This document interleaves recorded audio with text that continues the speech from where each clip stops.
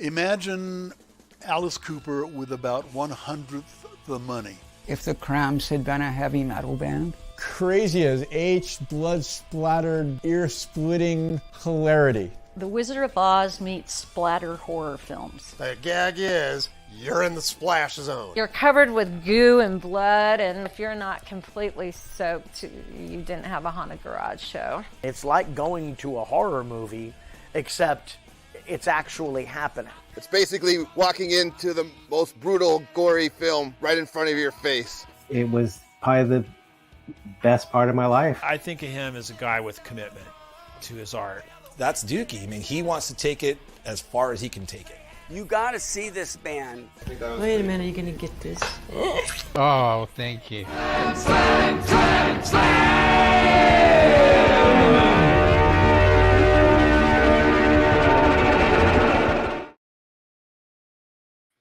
Hello, it's me, Kevin Vonesper. This is the VonPod, where I gotta work on a good tagline, where I talk to the cult stars of yesterday and today, and other friends of mine. I don't know. I'll work on that. Are we all going out? It's a special Saturday night edition. Whoa! So I hope you're here with me, and if you're not, leave me in the comments what you did on this Saturday night, this cool Saturday night. Should I go out after this? There's always parties in New York City. I'm dressed up. I got my glitter tears. I'm crying tears of glitter joy because it's Saturday night and we have Rin. Yay!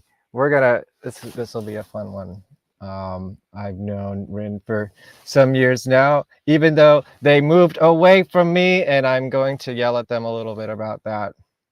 And maybe I'll move out of here at some point too. Maybe I'll take some advice tonight on the VonPod. Oh, and I swear to God, by the next show, I'll have a new intro, because I know I got to add a lot of faces. I got to put Squid Pisser in there. I got to put Gravity Kills in there.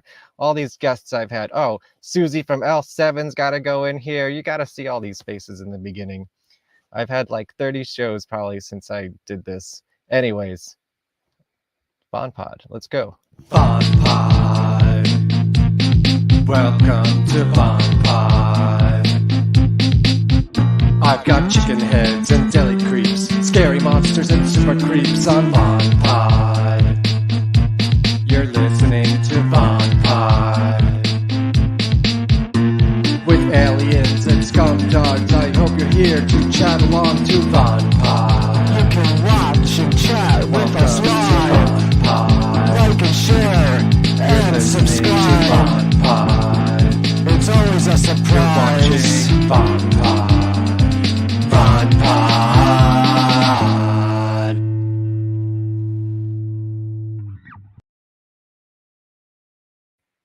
Oh, hey, I did get Squid Pisser in there. So, all right, just Gravity Kills. Hello, Rin. What's up? A lot of much. I was going to say not much, but that's not true. Yes, don't lie to me. I'm bad at lying. That's why I fixed it. That's good. I am too. I'm a bad liar. I'm not a good actor, I suppose. Yeah, I guess that is a saying. If you're a good liar, you're a good actor. Right? Yeah. I'm not good at it. I'm a good performer, but that's a little bit different. Like I'm very honest in my performance. I like to talk about on this show being genuine in your art and performance, because I don't really know. I mean, yes, I could fake it. I guess I could write a pop song for somebody or whatever, but it all flows through like the uniqueness of me, and I can't really help that. And I feel like we're going to talk a lot about stuff like that tonight too. Yeah, that's a good problem to have, I would say. Yeah, I guess so. Well, the problem with it is that genuine art probably doesn't make as much money as ungenuine art. Right? Because it's not catering to the audience. It's catering to yourself, and you're hoping that other people respond to it. Mm-hmm. Do you relate to that at all? 100%. I mean, I feel like that's kind of the difficult thing about being like so genuine, I would say. Mm-hmm. Although maybe it's disingenuine to be like, I'm genuine all the time. I don't know, because that lacks self-awareness. But what happens is early on you're kind of weird and you're navigating like these are the things I like, and not everybody's gonna think that's cool until you keep like doing it and you're like, no, I really like this thing, I really like this thing, and then people are like, okay, I think I'm getting it. Yeah, I think the authenticity of it, of like just seeing that you are 100% with it, is what translates to the audience, and they're like, oh, this is totally real, and that's how they respond to it. I don't know if I'm saying that in the best way, but like, you know, like if you see an artist or like a band for the first time and they're just so unique that you can't really process it at first, but then you're like, oh, they're so into it though that makes me want to be into it. You know, like I hate seeing a band on stage where they just look bored with their own songs, and it's like, how am I supposed to be into it if you're not into it? It's all about the energy, you know?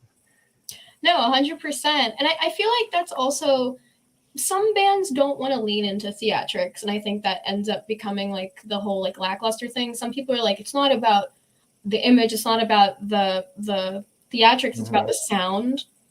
Respect to them if they want to do that, but it does end up driving some people away because it seems as though they're not as like invested into the whole of it. They're just invested in one aspect of it.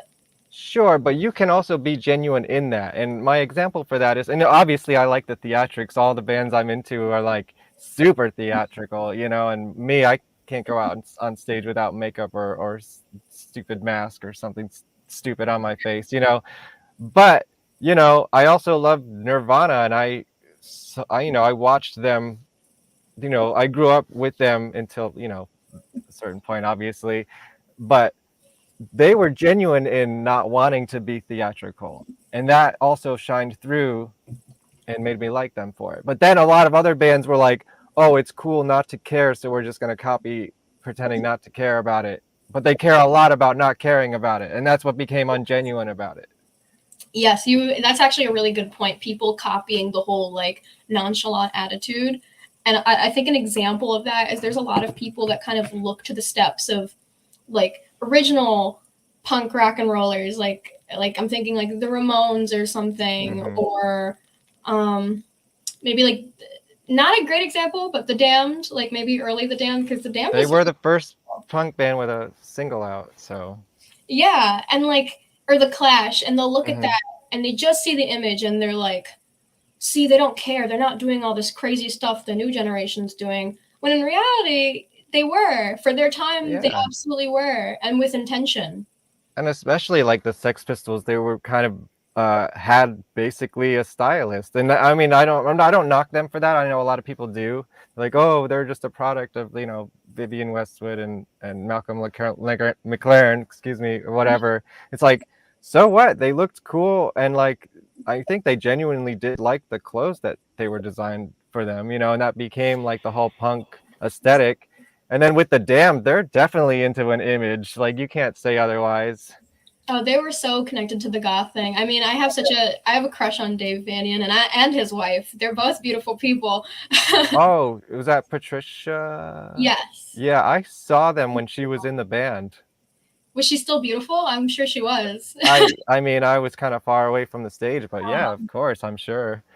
You know, God. I was it was, and I actually talked about this show on this on VonPod with Tsunami Bomb, because they were opening for the Damned at the time, and I saw them in Times Square at the place that was called The World back then. I think it's like PlayStation Theater or something now. I don't know. It keeps changing names. So I actually talked to them about that show where I saw the Damned when I had to leave early because we had to catch the train back to Long Island, where we were living at college at the time. But did you catch the original lineup tour? No, I didn't. To be honest, I'm pretty bad when it comes to going to like bigger, like more known bands, even though I would love to. The issue is I have this kind of mental rule. I'm not going to buy a ticket if it's over $30. Yeah. And I tried to get on the list. Yeah. And, you know, I'll break that rule occasionally because I'm like, oh, I really want to see this band, or I really want to see that band. But then the other thing is like, I work all the time, and like in my mind, this is how I think about it. Is it over $30? Are they gonna die tomorrow? The Damned might die tomorrow. Right. That's They're kind of getting kind of old. It's So amazing that all 4 members are still alive. I know. That's kind of why I'm like, okay, I'm gonna have my eye out on them, but I'm also so bad at keeping track of those things. Just with Yeah, I didn't go, unfortunately, but I have seen the Damned a couple times, but it's not the original lineup. You know, that's the thing. And the last time I saw them, well, I caught the end of their set, was at Madison freaking Square Garden, opening for the Misfits, which is, if you want to talk about a punk band with an image from the tri-state area, the Misfits, like, there you go. Dude, the Misfits, I was just talking about this. Where are all the horror punk bands today that have that kind of like gothabilly thing All going? right, you want to get into horror punk? Let's get into horror punk, because I have thoughts about horror punk, because I've been a part of that scene a little bit. You know, I was never in the center of it, but I was in a horror punk / Misfits tribute band called Skeletal Life for maybe 2 years or something. It wasn't my band. I didn't start it, but I was in it for a while. It was, if you guys know Tom Fang from New York City, he's always got a booth at the parties and he makes fangs, custom fangs. Yes. Yeah, it was his band. Oh wow. But we had a couple originals. I didn't write any of them, and then some shows we would just do Misfit tribute, and we ended up opening for Doyle and another singer of the Misfits who I don't talk about anymore. I think we all know who that is. Yes. He was very nice to me, but we all know he's kind of a D-bag. As it goes. Yeah. So the thing I think is funny about the horror punk genre, as you would call it, is that, see, the Misfits, I think, are the original horror punk band, but all of the horror punk, quote unquote, genre bands kind of sound like a copy of the 90s versions of the Misfits, not the original Misfits. And it confuses me. Like, why? Why do you all sound like that version and not the original? Where are those bands? I want the bands that copy the real shit. I agree with that. I think the original is a lot better than the 90s stuff, but there was Not that I hate, I like the 90s stuff too, but it's just it's a different band and it's a slightly different sound. Sorry, I cut you off. No, you're okay. I mean, it was like a product, I would say, of a trend of its time. So like, yeah, you know, you had like the birth and like sudden popularity of psychobilly, and you had all kinds of like bands that were like inspired by the Misfits or the Cramps, but they wanted to go in that kind of like Southern Gothic, Americana, slap in the bass kind of direction. Right. And so I think that's why they took into that influence as hard as they did. But it's interesting to see how like it's like an unspoken pop culture, because even in like cartoons like Billy and Mandy had such a big inspiration from the horror punk genre. I don't know what that is. What is that? It was a cartoon from the 2000s. It was okay. It wasn't the Misadventures. I think it was just the Adventures of Billy and Mandy. But Okay. it was about these two kids who have the Grim Reaper as like their personal plaything, slave thing. And it was a very good cartoon. It had a lot of like little references to horror movies and gothic or punk elements to it. It was great. But people didn't think about it at the time, where it's like, oh, this is like so a product of its time, and we're not going to get a cartoon like this today. I'll have to check it out. Yeah, I don't know about it. You would love it. I think you would absolutely love it. There's an episode where Grim gets like a goth girlfriend. That might be up your speed. I like goth girlfriends. Well, I mean, I'm thinking specifically of like, I don't know, all these bands, you know, not to diminish them in any way, but like Blitz Kid and all those kind of bands that came out of that scene, that like the horror punk bands. It's like none of them actually sound like the Misfits. They sound like the second version of the Misfits. And it's just weird to me. Like, I think, I don't know, something about the original Misfits was so unique that maybe it's just uncopyable. Is that possible? I don't think that's the problem. I think stuff like I don't think so either.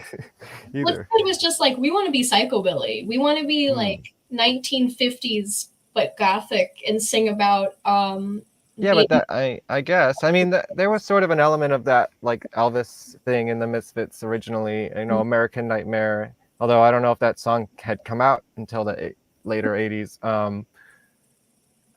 Like, I don't know, like if you put on all these bands' records, those 90s, 2000s horror punk bands, they sound like they could be Misfits, Famous Monsters B-sides. Yes, that's And not Glenn Danzig B-sides.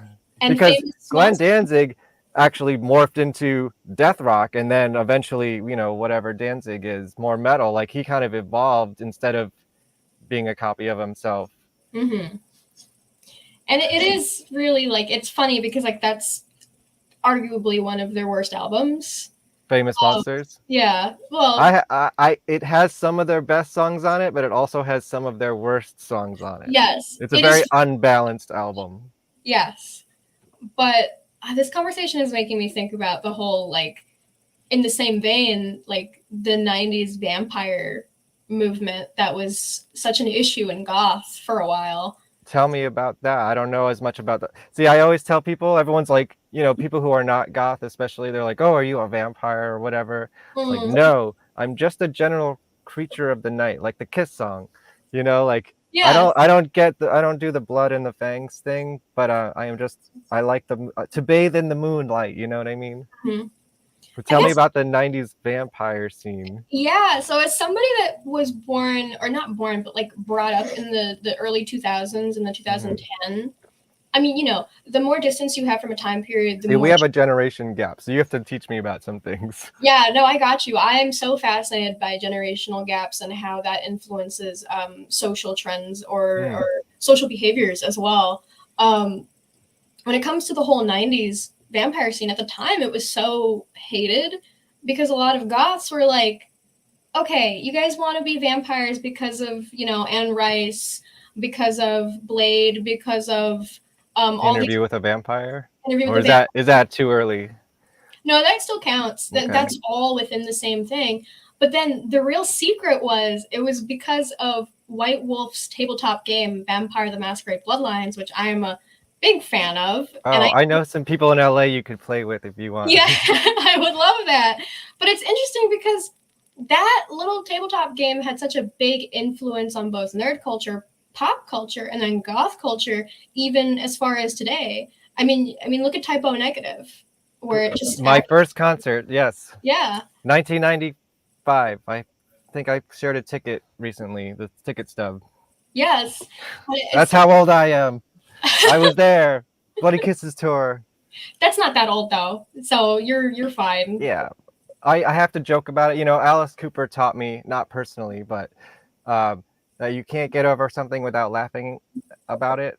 So I have to joke about my age all the time now because I'm now 40 years old. That's fucking crazy. Ooh, and happy late birthday because that was thank you. Yeah. Go watch my birthday show. It was 6 hours, and Susie from L7 popped in at the end. So there you go. Yeah, go watch it. Yeah, and Green Jelly was there. Ooh, green jelly. Yeah. Ooh. What do you know about green jelly? You know that I'm in green jelly. I know that you're into green jelly. And I'm in green jelly.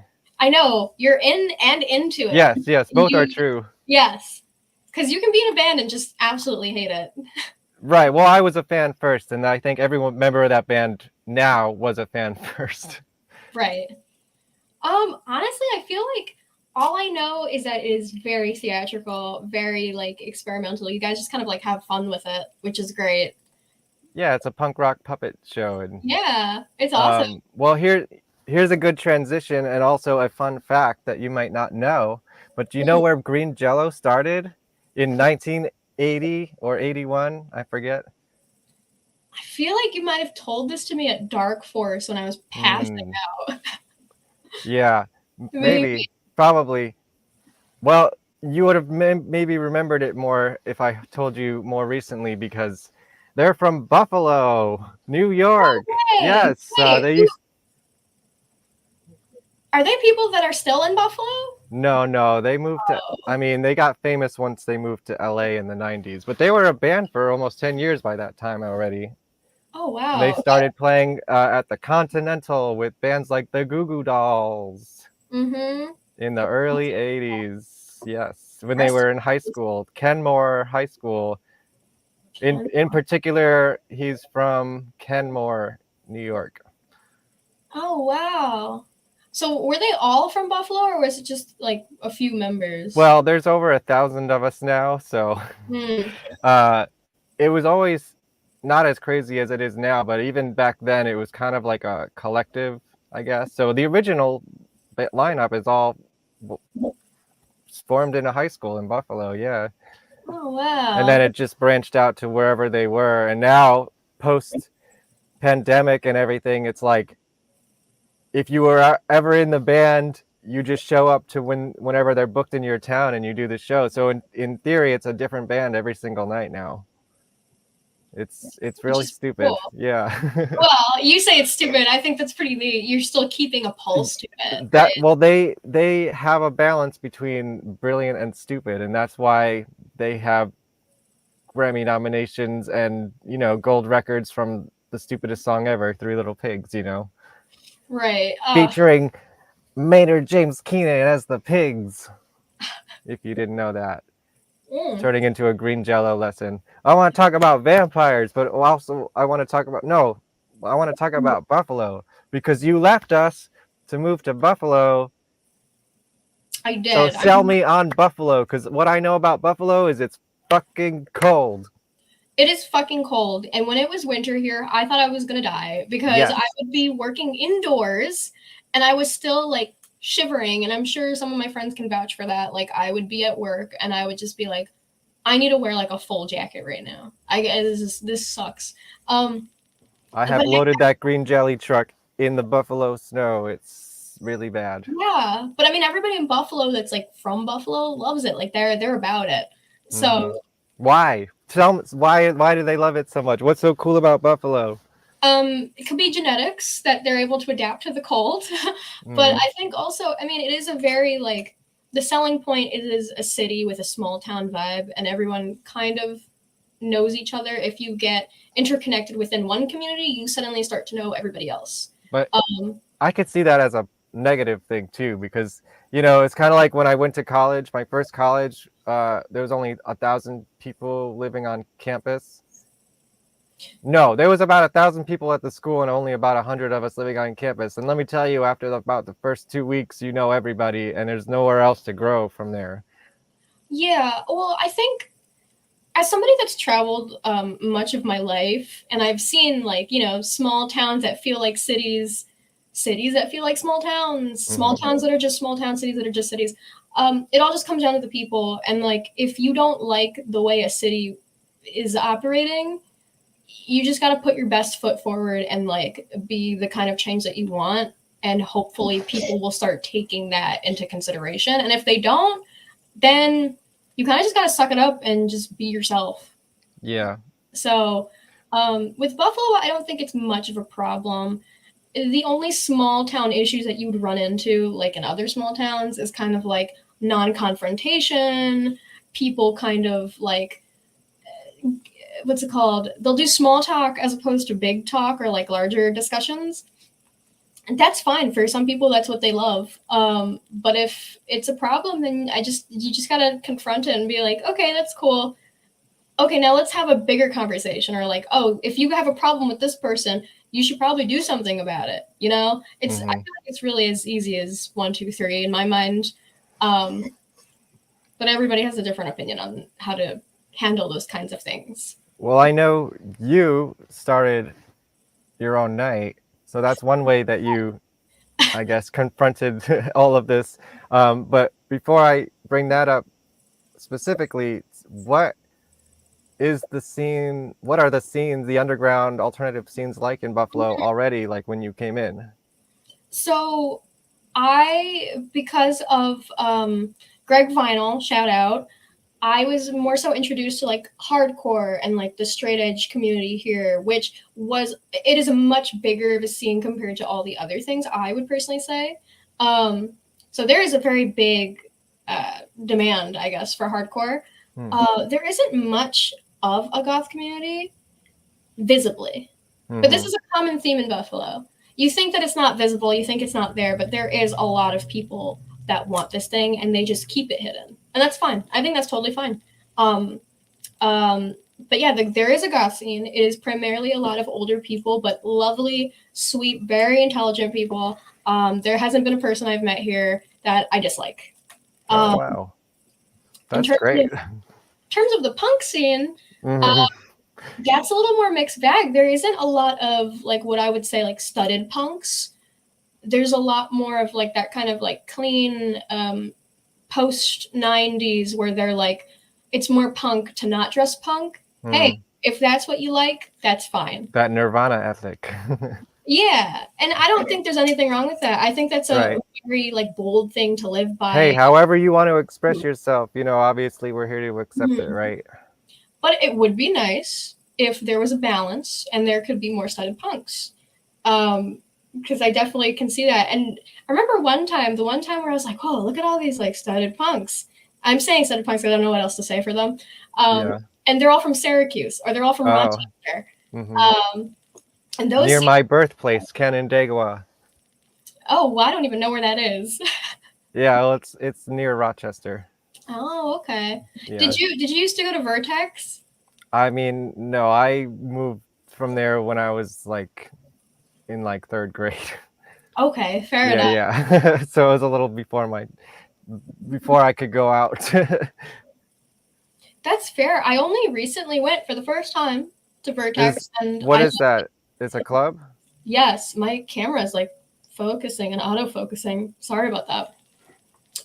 It is like I think it's like 3 or 2-story goth club, and it is a historical club, which I had known prior. I think it was one of the first goth clubs or punk themed clubs in America. And I don't know for like the exact date on that. I don't know if that was 80s or 70s, Right. but it is pretty old. It's pretty historic.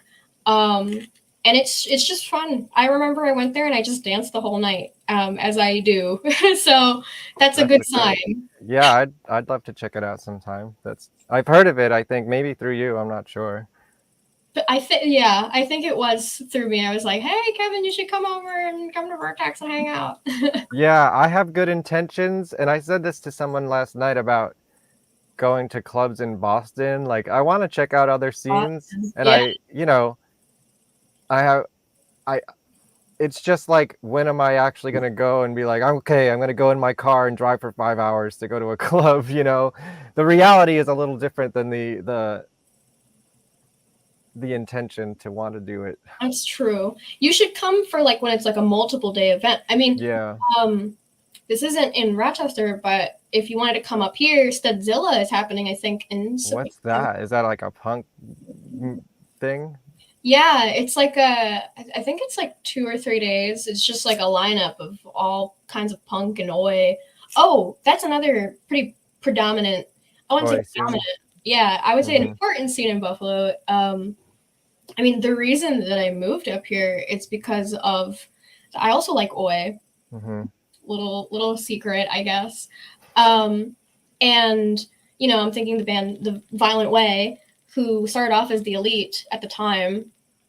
I'm not sure why I said at the time, but back in the day, right? I would play New York City, and I would try to come as many times as I could.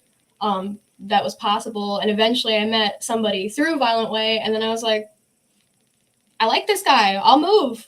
But those guys in Violent Way, like Nick, Mason, Eric, Graham, all those guys, they're very sweet people, and they're definitely trying to help establish more of like a genuine skinhead community there. And I think that is very admirable. I think like if you're doing something that nobody else is going to, put your first foot in and do it, and you're doing it and it's getting results, that is very admirable. These are the non-racist skinheads, right? Yes. Just to clarify for everybody. I feel like it's better to just say skinhead. I don't think, and I've always been of this opinion, you don't need to preface by saying sharp. You don't need to say non-racist, because if you are a racist skinhead, you're not a skinhead. And that's always what I believe. Yeah, but I'm talking for the general people who don't understand the subculture. True. Hey, if you don't know the subculture, go look it up. Go read this. Right, but that's what we're here to tell them about as well. We're educational. It's an educational program. That is true. Yeah. But also that, yes, of course, figure it out. I actually, somebody was talking about that subculture and the difference between them on a Whitney Cummings podcast recently. If you want to go check that out, there's a little history lesson there within the comedy pop culture. So, anyways, that's a side. So what is okay? There's like so many questions. There's so many directions I want to go You're in. all good. You're all good. Is Mohawk Place still there? Yes, Mohawk Place. I played there once. Oh, okay. Buffalo historian. Yeah. I mean, this must have been in 2010 I played there. And then I also played at the Town Ballroom, which is not punk rock, but it's the big place next to it, right? Yes, and they still do events there as well. I have a funny goth story about that place if you want to hear it. Have you been to any shows at the Town Ballroom? I have. Yeah, who'd you see? I think there was the one time I went and I saw, it was Vane FM. It wasn't Harm's Way.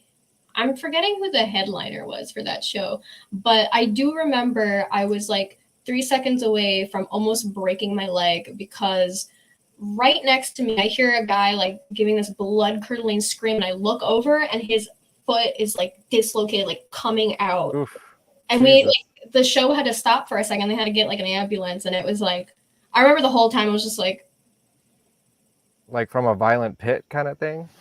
Yeah, I guess somebody stepped on his leg. Poor guy.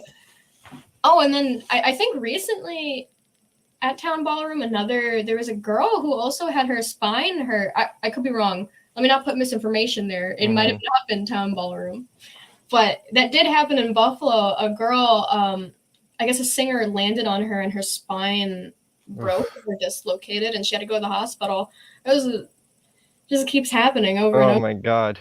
Yeah, there's only certain bands I can still like really get into the pit for, because, I don't want to break my spine. I don't think I've ever seen you in the pit before, so that would be definitely something I'd look out for in the future. Yeah, well, here's one of the problems. It's one of the bands that I go, like the band that I still went hard for and would always go hard for is the World Inferno Friendship Society.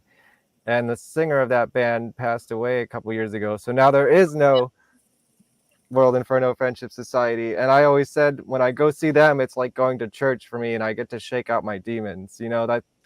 That's when I get into the pit. And it's not, it's always a little bit dangerous to be in the pit, but this was more of a fun pit and not like a metal people trying to swing and punch you in the face pit. It's more like a running around in circles and jump around in, that kind of thing. Yeah, like and stage diving, some stage diving. See, I'm a fan of the kinds of pit where they get all violent, but I'm also equally fine with pits that aren't violent. There's room for both. I think people. Well, if there's literally room for both, because the swinging, it's like fun to watch, but like, I don't want to get punched in the face like that. For me, I always think about medical costs, and in my mind, I'm like, okay, if this happens to me, can I pay for it? No. Right. And then I kind of like go back. I'm like, yeah, this is not the 80s. Like we can be a little smarter than that. yeah. It's a risk reward situation, Right. Anyways, let's get back. Oh yeah, here's my Town Ballroom story. I'll make it pretty. Yes. I'll try to make it quick. I was on tour with Green Jelly, and we had a night off in Buffalo. We were playing Town Ballroom the next day, which we literally, I think there was like 10 people there, maybe. It was really bad because that place is pretty big. So when only a few people show up, it looks pretty terrible. Yeah. But it was an experience that, I don't get to play on stages that big very often. Anyways, we were there. We had a day off the day before, so we were just parked in front of the place. And guess who was playing? The Sisters of Mercy. So me and Mike Odd, who people viewing may know as the manager of Mac Sabbath now, but I was in his band Rosemary's Billy Goat at the time. He's like an old goth, so he's like, let's go try to not sneak in, but like we were like, hey, we're playing tomorrow, can we like come in and check the place out? And they're like, sure, go ahead. So we got to see Sisters of Mercy for free. Because again, like the $30 ticket rule, like that was definitely over $30, and we were like on tour, not about to pay for it, Mm. And so I saw the Sisters of Mercy, and all I remember is lots of smoke, no drummer, and I don't think they played any songs that I'd ever heard before. Oh wow, was it bad? It was not great. That's a nice way to put it. You can say bad though. Well, here's the thing, like, I really only know 2 songs of theirs, so I wouldn't know the rest of their catalog anyways. And they were probably tired of playing. I'm sure they play them again now, but probably back then they were in that phase of like, fuck you guys, we're not doing Smells Like Teen Spirit, you know? Right. So, I mean, it was cool. I got to goth dance, and it just, the thing about their show was there was so much smoke that you could hardly even notice there was a band on stage. So it just kind of sounded like, you know, they were playing the CD and people were dancing. I feel like that was probably done on purpose if they didn't have a drummer. I think they're famous for not having a drummer. I think like that's one of their things. Also, if it wasn't not like, you know, if it was not great, is what I'm saying. Well, it might not have been great just to me because I didn't know the songs, and if I knew the songs, maybe I'd have a better time. But I mean, I'm not going to say it was bad because I didn't have to pay for it. So for free, it was great. I mean, I heard recently, and I could be getting this wrong, I think one of my friends had gone to Sisters of Mercy, and they were like, yeah, it kind of sucked. Everyone had bad reviews of that tour. Yeah, I saw that. In comparison to like, sorry, I just heard the craziest noise outside. My bad. It sounded like somebody got like just hit the brakes, and they hit the brakes again. I just heard that one. Yeah, that was really loud. Okay, whatever is going on out there doesn't concern me as long as you don't hit my house. Yes. But in comparison to like the Chameleons, who like they still sound great, or comparison to, like the Cure, they still sound great. Comparison to the Damned, they still sound great. And they all have drummers. Yeah, that's kind Bands get a fucking drummer. It does make a difference.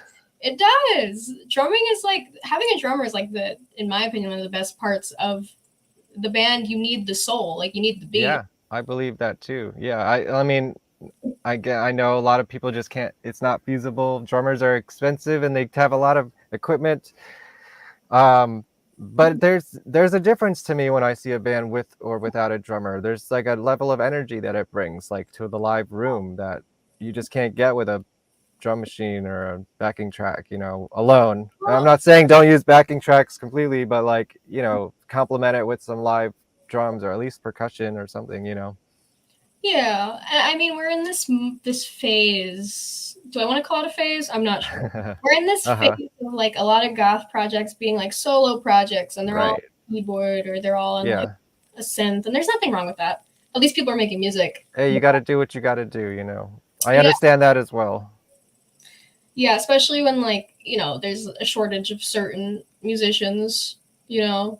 There's not a lot of people that can play drums. And you know, it's hard to pay them, and it's probably true for any band of several people because it's just really expensive to tour. And of course, well, I don't even want to get into this conversation really, but like paying for art, like people don't really do it anymore. So how do you pay these people to go on tour with you? It's a problem. And it's hard because like, how can you pay people when we're going through like this economic struggle as well? And inflation, all of it. And like, I was going to get into politics a little bit, but we won't. If you want to. There are some people saying that Biden is fixing the economy slowly but steadily, but I don't really see that happening. Yeah. And I think, I don't know. Let's not that the other guy's going to do much better. Just putting that out there too. They're both not good. Yeah. Well, we're just in a position where I think people are finally, maybe not finally, but people are en masse realizing that a lot of these politicians and the systems that we are like working under, like they don't work, any of them. I hope so, because god damn it, we need to change. This is ridiculous, man. We need to change before we get nuked. That's kind of the truth of it. That's, oh god. Yeah, that's a whole different podcast. Yeah. Yeah.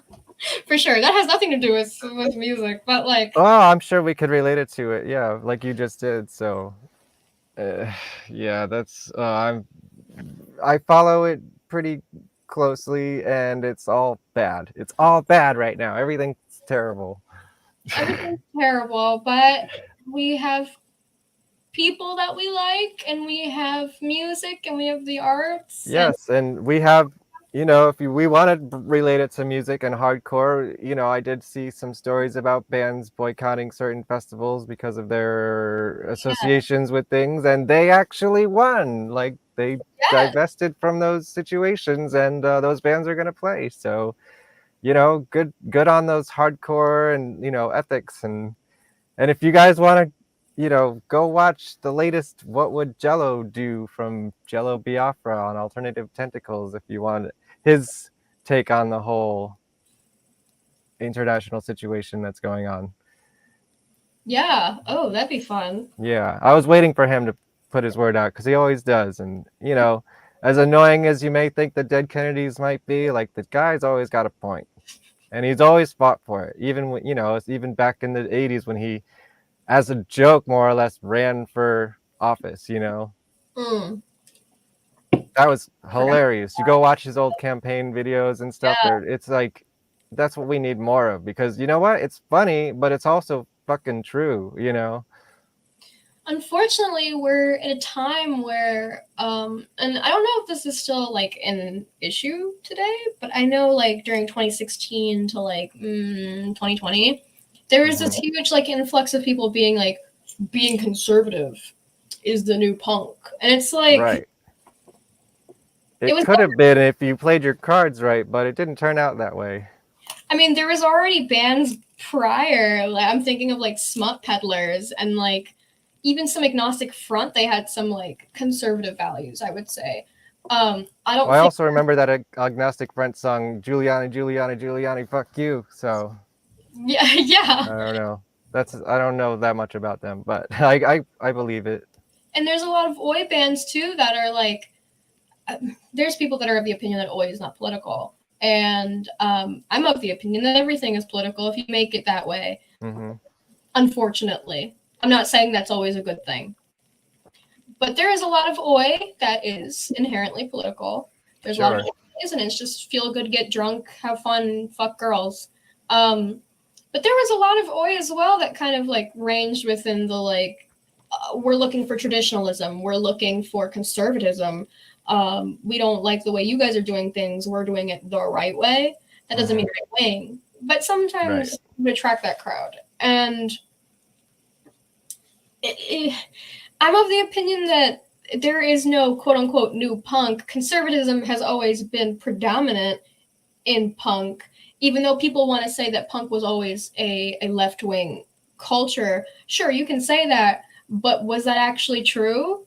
If you're going to a Ramones show and they're saying that if you're black, you can't come to the show. The Ramones said that, or the venue said that? Because we all know Johnny Ramone was famously a Republican and kind of a terrible person. With him, Respect, like, I gotta, love the Ramones and what they did and their style, but like, don't get too far into it or you're gonna be disappointed. Right, and I think you can say that about a lot of punk. And yes, that other singer we didn't mention from the Misfits. And I mean, also the band I mentioned before, Smut Peddlers, who are like, I don't know much about them. Oh man, they're famously, you just look at their lyrics for like 3 seconds, they're famously conservative leaning. Mm-hmm. But at the time, people were like, yeah, he's saying fuck the system. And they didn't think further than that, which is fine. I don't think punk was ever meant to be intelligent. Right, not. That's kind of part of the appeal of it, is that it's kind of dumb. I'm also not intelligent. That's why I like these things. Right. That's fine. But yeah. Self-awareness is important, everybody. Exactly. Self-awareness is important. If I said that I was intelligent while doing my hair like this, I would be lacking self-awareness. Well, I think you can look punky and also be smart.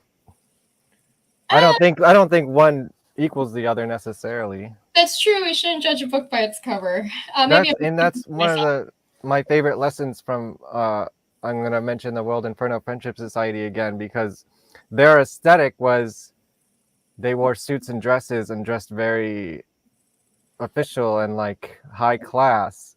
And so when they show up to the venues and the venues are like, oh, we kept getting all these warnings about you guys, but you seem very well adjusted and nice, and then they get up on stage in their suits and dresses, and then they fuck up the whole place, you know?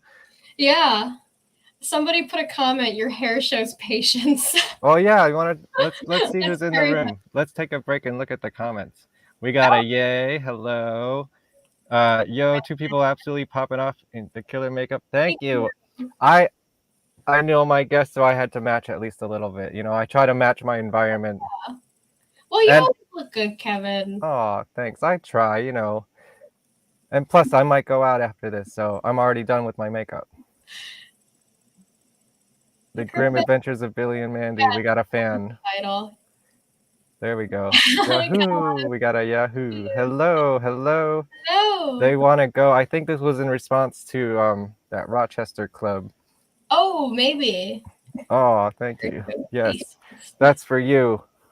I How long does it take to do that hair? Actually, I've mastered the art of doing it pretty fast, I would say, because I started doing it like in high school, mohawks and stuff like that. So back as a kid, it would take me like 45 minutes to an hour to 2 hours, depending on what I was doing. But now it's like, oh my God, I have 15 minutes, and I just like go crazy and like, yeah. Like, I don't know how I do it, to be honest, but if I gotta go, I gotta go.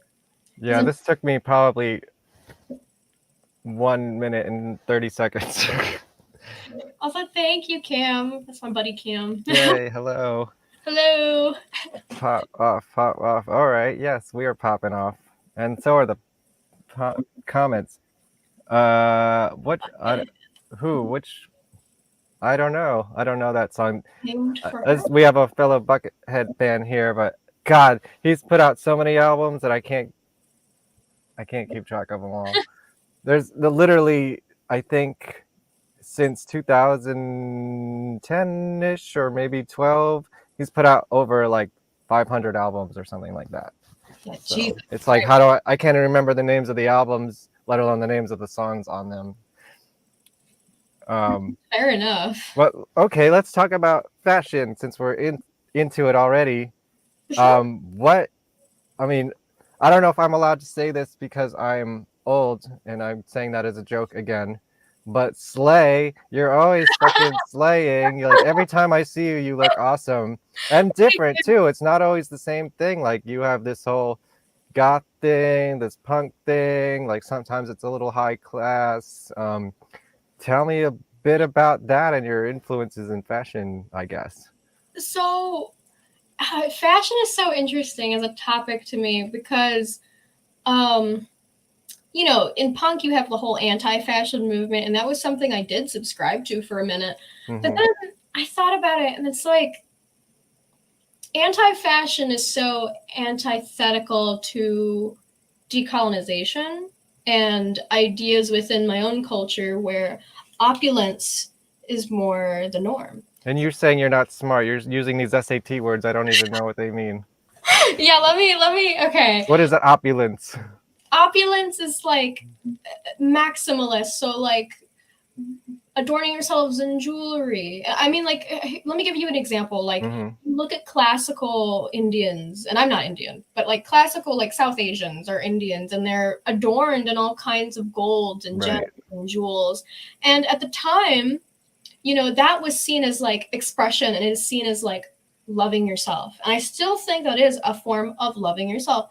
I think that in a lot of cultures of color, more that you adorn and that you enjoy is seen as like self-love. It's not seen as like I'm vain and I want to show off. It's seen as like, this is what I like. And yeah, if you don't like it, you're going to have to see it. And I think that was the issue at the time for the British and a lot of European colonizer or settler cultures where they're of the opposite mindset, and I call it jealousy culture, where they would see these cultures doing all these things and they'd be like, I don't like that. I don't like that at all. Less is more, and that's why we don't season chicken, because all these uncivilized cultures season their chicken, and it's more royal to not do it. And it definitely came out of like this weird jealousy, immature mindset that comes with eugenics, I would say. So all of that to say, I think when it comes to me and dressing in my everyday, I really don't care. I'm going to dress how I want to dress. I'm going to do the things that I'm going to do. And I think that is also a big part of punk. I think that it can be a big part of goth as well. But I'm going to do it in sincerity. I don't want to, I mean, we're all susceptible to influence. I'm not going to deny that. Sure. But I'm never going to do something because I want to look exactly like this person. I want to look exactly like this person. No. Whenever I do my own things, I'm taking from the root of who I am and my interests. And I try to emulate that as opposed to like a one-off, like I saw this person one time and I want to do that exactly. Right.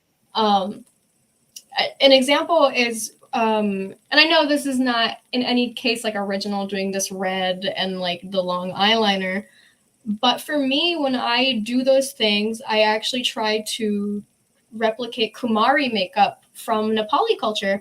And there was a time when I went to see Chapang, which is an all Nepali band, a grindcore band, great guys also, shout out.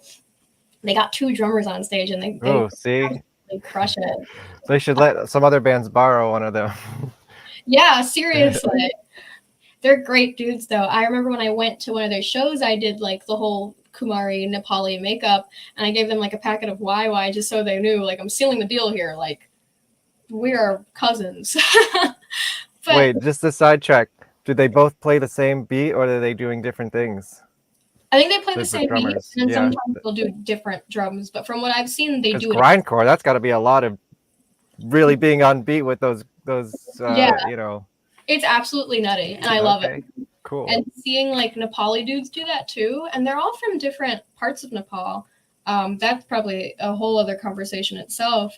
It is very like there's not a lot of Nepali people in these spaces, so for me it's very comforting and cool to see. It makes me feel like, oh, dude, I can do this. Well, that's the other thing about punk is like it makes you want to be able to do things yourself as well. It's a DIY culture, you know. Well, I think part of punk isn't that it makes you want to do things yourself. I think it it congregates, not generates. It congregates all these people that are already of the mentality of like, I'm tired of this. I want to do something myself. I'm going to do something myself. Or I want to meet like-minded people that want to do these things. And thus you have all these weirdos and people with ideas. And sometimes they go on the deep end and they're all just partying and getting drunk and doing drugs. And hey, nothing wrong with that. I've done a little bit of that myself. Okay. Right. I mean, cheers. There's nothing wrong with that. It's just caffeine in this one, but yes. So this band, what's their aesthetic? Can you describe what that is? And because that's relating to the topic, right? Oh, Chapang's aesthetic? They're just all regular Nepali guys. I mean, they're more like long hair, regular band t-shirt. But when it comes to my own style, I'm like, I pull from what's inspiring me and what is true to myself. So like my own culture, I'll take from that. Specific influences of goth bands that I'm into. So like I love Ollie Wisdom, and I love the way that he went about his fashion, where it was very androgynous. I loved the New York Dolls. I loved what they did with fashion, and I loved Pure Hell. Pure Hell, I feel like, is an unspoken one where, yeah, they're a punk band. Yes, people talk about how they were one of the first like Black punk bands, but people don't talk about how androgynous and free in expression they were compared to their peers. They were doing a lot of extra work compared to their peers. And I think that's very admirable. I don't know much about them. I'll have to look them up more. Oh, definitely do. They're great. I absolutely... That was one of my baby punk bands, I would say. Can you spell the name of this band that you're talking about? Yes. How do I do that? Should I type in the chat? Sure, you can type in the chat. Okay. Oh, no. I can't type in the chat. Here, I'll type it in your chat. Okay. I can copy and paste it. Yes, that'll work. Okay, this is how to spell the band. Great. And that's good for me, so I can look it up later too. They're cool. They experiment with like folk music too, which is very cool. Okay. See, I like I'm sure that's very genuine and original to them. So that's, I like the things I like the most are the hardest to explain. But it also has to be good. Like it has to be poppy enough where I do want to listen to the song as well, in general. So it's not all just aesthetic or all just uniqueness. You can be very unique and not sound good to me, respect, but I'm just talking about my personal interests, like all the bands I'm really into, they don't really fit in anywhere else, but also at the same time, they can fit anywhere. Yes.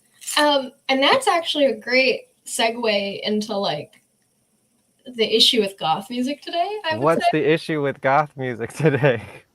So people might beat me with sticks and rocks for this. Uh-oh. But I think people have long forgotten that goth was an inherently experimental subgenre, or not subgenre, but its own genre and an umbrella term. Well, it came from punk, really. Right. And I feel as though people forget, or maybe there isn't enough, like, what's the word? Proper research or backing in the right direction. People are so focused on, like, this is what this band sounded like, this is what this band sounded like, trad goth. And it's like, what does that even mean? If you said trad goth to people, they would laugh in your face and be like, I'm not a goth, like back in the day. So I think the issue with goth music is a lot of people want this traditionalism. That's not a bad thing, but then they start to enforce that too hard. And this goes into elitism where there's no room for experimentation, or we're denying experimentation. Goth music, like, there's some Bauhaus tracks that sound like absolute garbage. Mm-hmm. Oh, I agree. I have controversial opinions about them. And I think that it's rightfully so that a band should sound like garbage while you're getting into this genre, though. Yeah, sure. And I have this opinion of punk too, because I started off kind of there, and like you have bands like the Germs where they didn't even know how to play. Yeah.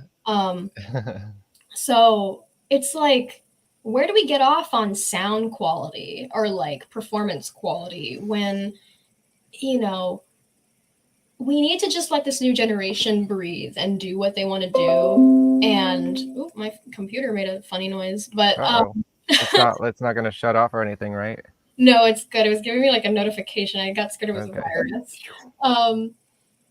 But I say all this, but I do also think that there's too many synth solo projects. And I see every single one of them as they tour through New York for all the parties that I work for. And they're not, like, there are some that do, in my opinion, sound like hot garbage, TikTok-y goth sounds. But trends come and go, and experimentation is part of the genre. And if you don't like it, then you need to introduce people to the music that you would like to see more, and then you need to start pushing people in that direction. Yeah. And not just that, there needs to be a refusal of trend hopping. You need to just hope that people get into it out of self-interest and out of like a genuine care for something, instead of like trying to replicate another person or doing something for clout, or all of these things that plague social media today. Well, I think we could apply that to any subcultural scene as well. Yeah, for sure. But I think especially goth. Is goth cool enough where people want to be trendy in it? Yeah. Is it really cool? So. We're having a moment. We are definitely having a moment. And what's fueling that? Like social media and TikTok and stuff, or? Yeah, social media. There's like this whole wave of goth influencers, which isn't inherently bad. People need to make their money, right? But it's the way that people respond to it, which you can't really control. People will see goth influencers living their authentic day-to-day lives, and then they want to be exactly like that. And then it's all about brands and like selling content, whether that's like other sponsorships or like just things that seem antithetical to goth. And I could go into this whole thing of like Instagram goths that are promoting like Killstar and like Hot Topic and like name brands as opposed to the DIY ethos that comes with goth. Yeah. Is there anything wrong with having those brands? No. But I think that it has become a small issue where people are like, I'm not goth unless I have these brands. I'm not goth unless I look like Graveyard Chick 169 on Instagram. Mm-hmm. And that's But you also want to do a photo shoot in a graveyard, so how do you compute those things? I want it so I can show my kids that, like, look, I did this. But I don't think there's anything wrong with wanting to take photos and wanting to do those things. Sometimes people just want photos like for privacy's sake. And like I have a lot of photos that I don't post on Instagram and I don't want to share with people because they're just for me and for my friends. Sure. There's nothing. I'm just playing devil's advocate. Just no, that's fine. The graveyard photo shoot thing's been a thing since the 80s. Yeah, of course. And I asked Edward Culver once. You know who Edward Culver is? It's not coming to the top of my head. He's a famous old punk photographer from, most of his stuff from the late 70s, early 80s. He did all the original Christian Death, 45 Grave, Adolescence, Black Flag, like TSOL. Propaganda Magazine? Think that was more of an East Coast thing, right? Oh, so it was a West Coast. He was a West Coast, yeah. Okay. He's like in his 70s now. He's so funny. I interviewed him for my documentary. Cool. But I asked him like if there was a specific graveyard in LA that the goths liked to go to, and he didn't really have an answer, but I thought it was a funny question. That is a funny one. That's another thing. The goths in California are spoiled. I said it. Now or then? Always. Why? They've always had the bigger community. They've always had more things to do. And they're also the most elitist as a result. Okay. And I guess back then I don't even know if goth was like really a genre yet, but like the goth that I respond to mostly is probably more just death rock and like punk rock more than it is actually goth, like 45 Grave and Christian Death and stuff like that. Right. I mean, death rock's great. I feel like death rock is going through. But that has become its own genre that people just copy things now too. I don't like really hear as much. I don't want to yuck anyone's yums, but I agree with you. There's a lot of things that just sound like other things at this point. And I go to goth clubs and I can't even tell the bands apart because they all sound basically the same.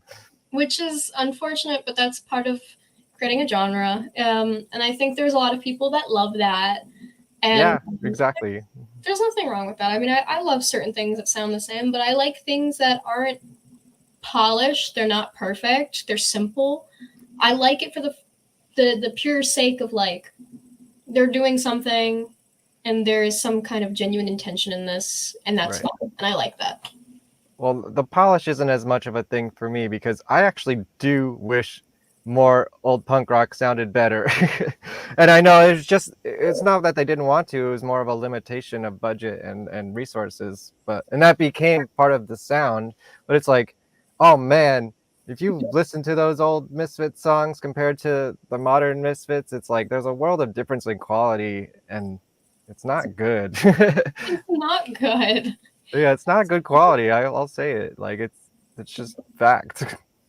That's true, but it kind of leans into the DIY ethos where it's it does. It's good for its own reasons, but also I want to hear a good version of those songs because the songs transcend the quality, whether it's good or bad. I think.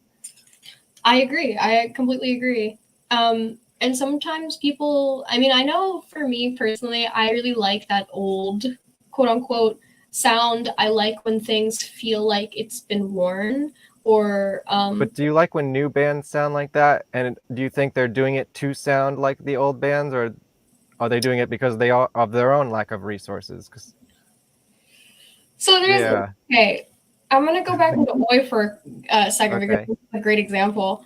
I like Violent Way because they sound old, but not because their production sounds old, but because they sound like they're replicating exactly what they're trying to replicate. Like they're doing, but they don't. They still sound like themselves. They have their own identity. They have their own voice, and that's what I like. And I think I'm very big on. I also teach art and how people can influence without being a. I know we're gonna actually talk about your art too. This has like been a whole side conversation. But some people will have the mentality of to be a great artist, you need to copy the masters. I don't agree with that. I think that you need to very carefully pull from your influences, but you need to always carry that voice of individualism to create. Yes, I agree. I mean, obviously, it's impossible to create something entirely new, but it's how you create it and how it flows through you. Like me, I don't know. I feel like my music sounds unique to me just because it's just kind of how my brain spits out all the things that I've heard and that I like. Right. I mean, which is how you're supposed to do it. You do things because that's what you like and this is what you want to see. You're not seeking the validation of anybody. You're not trying to. Well, there is validation in it, but I'm hoping people respond to what naturally comes out of me as opposed to creating something for them because I think they'll respond to it. If that makes sense. That's kind of what I mean, where it's like, I'm gonna do this because I know it'll get likes. I don't really like that mentality unless you're like desperate. I think my stuff will get likes just because it's actually good. Because I think it's good. I think other people will think it's good. Right, which is, I mean, having that self-confidence is like a wonderful thing. Go like and share and subscribe all my stuff. And Rin stuff too. I feel like that's the other curse of being somebody that creates anything is like, I kind of envy your self-confidence because for me personally, I look at my things and I'm like, I'm not there yet. I'm not there yet. And I'll think about that with my own art. I'm like, I know realistically I'm pretty okay. I'm pretty good, but I'm not there yet. I'm not what I want to be. Well, in what way? Is it like a skill issue? Because I feel the same way in terms of like, well, I think my songs and my ideas are there, but like, I don't have a budget to make it as perfect as I want it to be. You know what I mean? So there's a limitation in there's always going to be something that's wrong with it to me. That's not exactly what I want it to be. Yeah, it's kind of that. It's like, it's a skill issue, but it's also like, it doesn't feel right. Like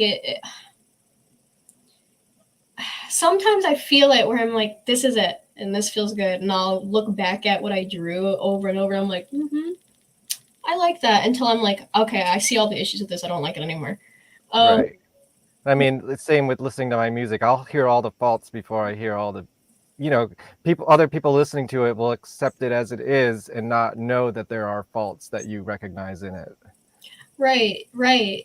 But I think that's actually a sign of progress. So when you're able to see all your faults, like off the bat, then you're able to be like, oh, I have things to fix. But if you don't see faults in it, that means you're stagnating when it comes to creation, because then you're like, oh, this is good. I'm never going to change this.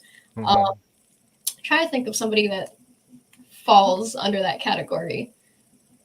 Maybe I'm sure it's true for any artist. I mean, they always say like your artwork's never, or music in that respect, it's never fully finished. It's just finished enough at the time to put it out, and then usually they just leave it alone, unless you're George Lucas or something. Right. Which I'm going to be my own George Lucas. I'm still recycling songs from 20 years ago trying to get them right. You know what I mean? But there's nothing wrong with recycling because every time you recycle, it's still new to everybody else. So it's just old to me. But you also learn something new when you add on to it. I hope so. Yeah. Yeah, definitely. I mean, it definitely sounds way better than it did when I was in high school. Yeah, so there you go. That's like improvement, the journey of creation. That's partially just because the technology is there where I can do it at home now in a professional manner. And back then in the 1900s, I couldn't. Like I was using 4 tracks and 8 tracks and cassette tapes. And it's just like, there's only so much you can do with that, Yeah, because once you fuck up, you have to go buy a whole other Yeah, now we have multi-track systems. Like, I have this one thing that I'm using for my lav mic right now. This is my whole studio. Everyone's like, oh, how do you record? This is it. This and a laptop, and I have one microphone. That's all I need. That's all and instruments, obviously. I mean, I've seen some really down and dirty DIY self-made studios before too. Like, there's definitely. Oh, I'd love to have more of a studio, but I don't have any money, so that's all I got right now, and that's gonna match. I try to match what I want in my head to like what I can practically do as much as I can. Right. Yeah. And I mean, there's that aspect, and then there's also like the quality in terms of like output. I'm thinking of like visual arts for me, where it's like I need to put in all this practice. I need to put in all this practice. Then I can feel like this is good quality. Sometimes having minimal is more. I grew up. That's also true. Yeah. I grew up in high school and middle school, and I'm sure I have people that are maybe watching this and went to high school or middle school with me and can vouch. I didn't have professional equipment. I would scan the floors of my school for people that dropped highlighters and pencils. Oh, wow. Yeah, and then I would just draw all the time with highlighters, pencils, and Sharpies. And to this day, I use those tools. I don't need like the $8,000 Prismacolor markers. As long as you have a color and you know how to use it and manipulate it to what you want, that's all you need. And I think that works with music, where if you know how to manipulate it to what you want, that's all you need.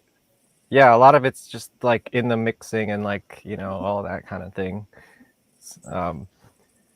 So I guess we should talk about art a little bit. Do you use, I mean, also now like digital things to make your art? Like how has it progressed since then, like with technology and do you have a preference between the two, or do you use both at the same time? Like do you scan it in and then change it? Like what's your process, I guess? So my process differs between things. I use a tablet. I was trying to look for my tablet. It's somewhere on the floor. I can't. Oh no. Okay. But if anybody wants like a display tablet for cheap and is interested in art, I would recommend the Huon instead of the Cintiq, because Cintiq is just inaffordable. Like $1,000 for a tablet? No way. Oof. You can get a Huon for like $200 to $400. It's a lot better. And so usually I'll just use my digital tablet. It works just like using a pen and paper. But there is a lot of times where like I'll use a notebook, like a spiral notebook, and draw something. I'll take a picture of it on my phone and I email it to myself, and then I'll take it on my digital thing and then, you know, finish it there. I used to do a lot of show art for some time. And I used to do this as a kid, and then I stopped doing it because of my living situation. And then I picked up on it again in like 2017, where I would go to shows and I would draw people like slam dancing, or I would draw them just hanging out, and I would do it as fast as I can. And I would give it to them as like a memory, like something that they can keep. And I haven't done that in a long while because I have some of that here that you sent me. Should I show your sketchbook from the hardcore show? Oh yeah, sure. You can go ahead. Is that kind of similar to what you're talking about? Yeah, for sure. If it's those like quick, yeah. Right. All right. So this is the Kingsland, which this was back when you lived here, right? Yes, that was. Because I played the Kingsland once when it was called The Place. Oh wow. And it was terrible. Well, I'm not gonna sugarcoat it. It's still terrible. This Kingsland is awful. Yeah, but it's improved. They have a stage now and like a PA and lights and different. I guess so. Anyways, bands playing that night. Yes, and I'll note that I was on Drew Stone's show once, and I think he was an Antidote at this point, I assume, before they changed their name to Incendiary Device. Yes. I think that's just a separate band. I think they're still in Antidote. Oh.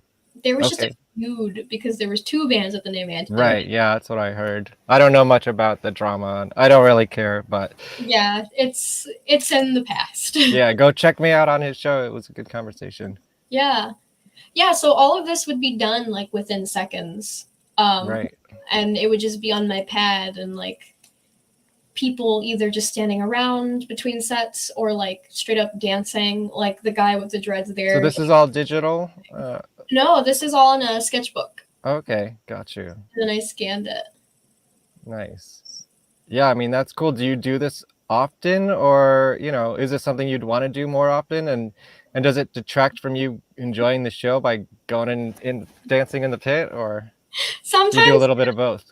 Sometimes, yes. Well, when I was a teenager, it would be more common for me to just like draw and then like not really engage with the pit. But as I got older, I was like, I can do both. And that's how I would do both. I would be drawing and being there. But then I was like, let me not make a fucking like disaster of my Sharpie going into somebody's eye or something. Like I don't want to cause problems. yeah, I would imagine you'd pack it up and then go in the pit or something. Yes. Not like at the same time. Well, I did do it at the same time. If it's, Really? like, You were in the pit? Like, yes, it oh was my kind God. of ridiculous. That's dangerous. But it would be like smaller events, like right. parties or something. And like, yeah, that guy with the mohawk was really fun to draw. I would draw him a lot. He'd be dancing there, just standing around. We had like a giant. I wonder if I know any of these people. You probably do. I mean, I'm not that much in the hardcore scene, but I've been around New York City long enough, you know, that it's like hard to go somewhere and not run into somebody that I know, you know. These two were of Drew Stone when he was performing. Oh, okay. Yeah. Has he seen these? Yeah, he has actually. He was really into the whole art stuff. He was like, nobody's doing this at hardcore shows. It's really cool. And to which, in my mind, I was like, oh, there was somebody in the 80s that I'm inspired by that used to do this, and that's why I do it. Oh, who was that? Oh God, her name is escaping me now. This sucks. But if you looked up, there was a caricature artist in the 80s, and I think in the Berlin or the UK scene. It might have been the New York City scene as well. She might have traveled.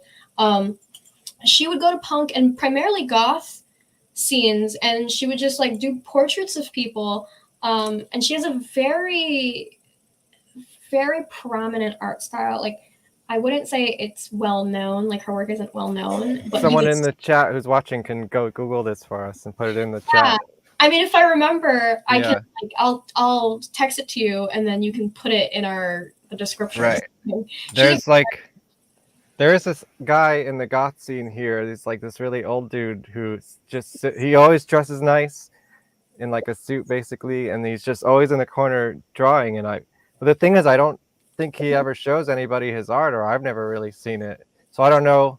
I feel weird approaching him about it because it's like maybe it's just his own thing, or I mean, I would do it, but that's because I approach everybody if I'm seeing something cool. I'm like, what's that? I want to see what that is. Right, but I'm sure you're like this. You shared it with them afterwards, or you know.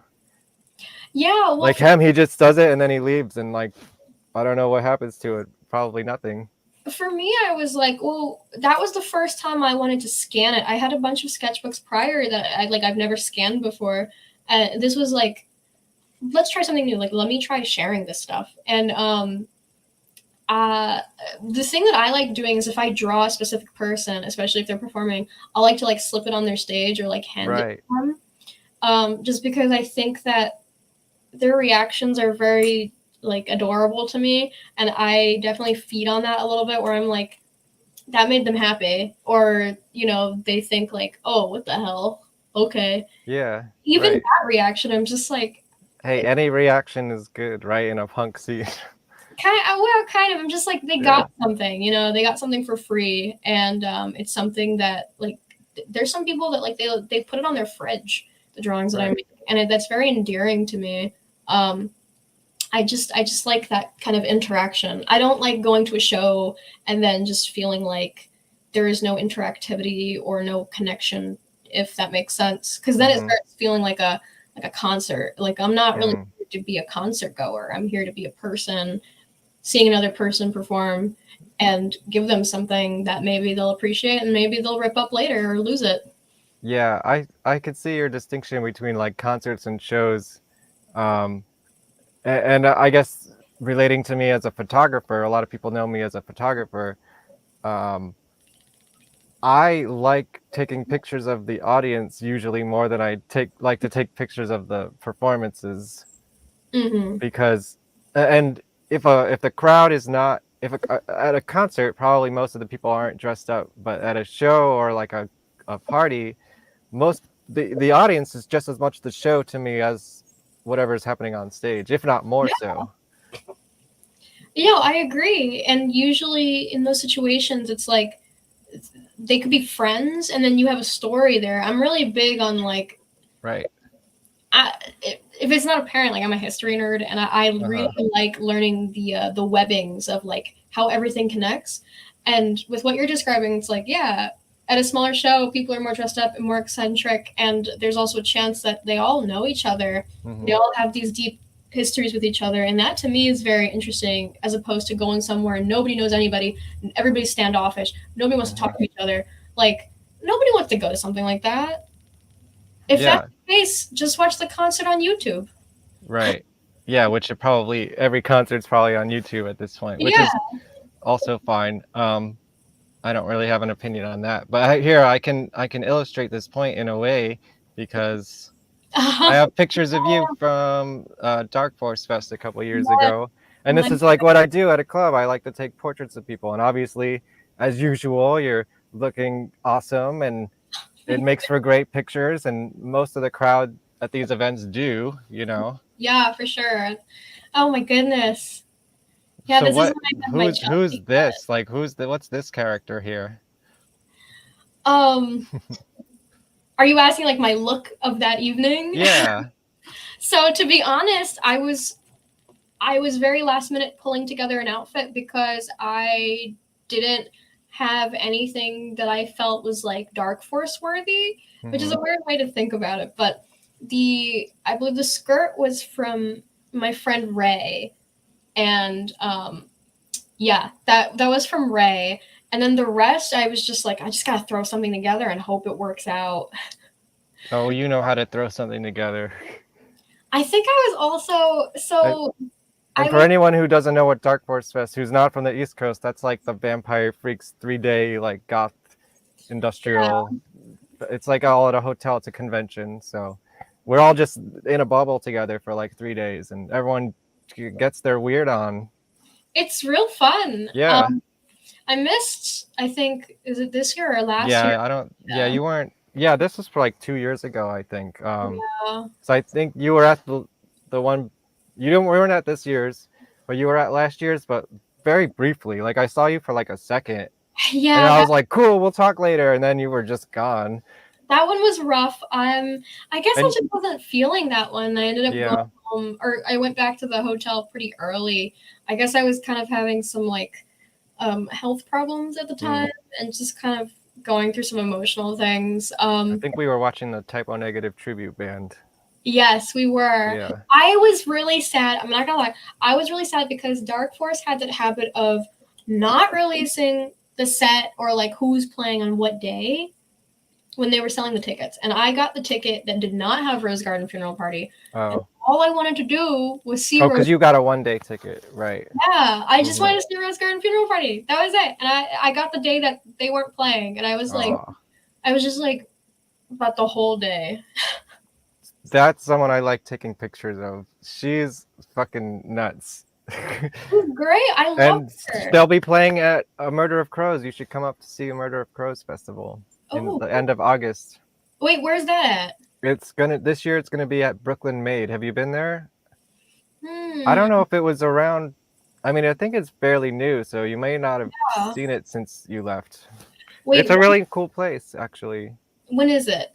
It's the last weekend of August. Okay, that might be rough, but I could see what I can do because I would love to see them again. I think I did. I'll be working for anyone who wants to go. I'm their official photographer, so I'll be taking pictures all weekend. That'll be great.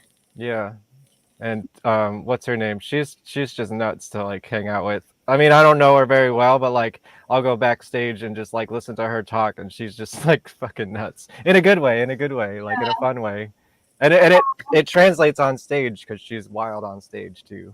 Leah, right? Yeah. You're making me like get FOMO and like jealousy. Yeah, and I think they have a bass player now. I think her brother's back in the band, so that was cool because they were only a 2-piece for a minute. Yeah, and like, what did you think of their new album? I don't know if I heard it.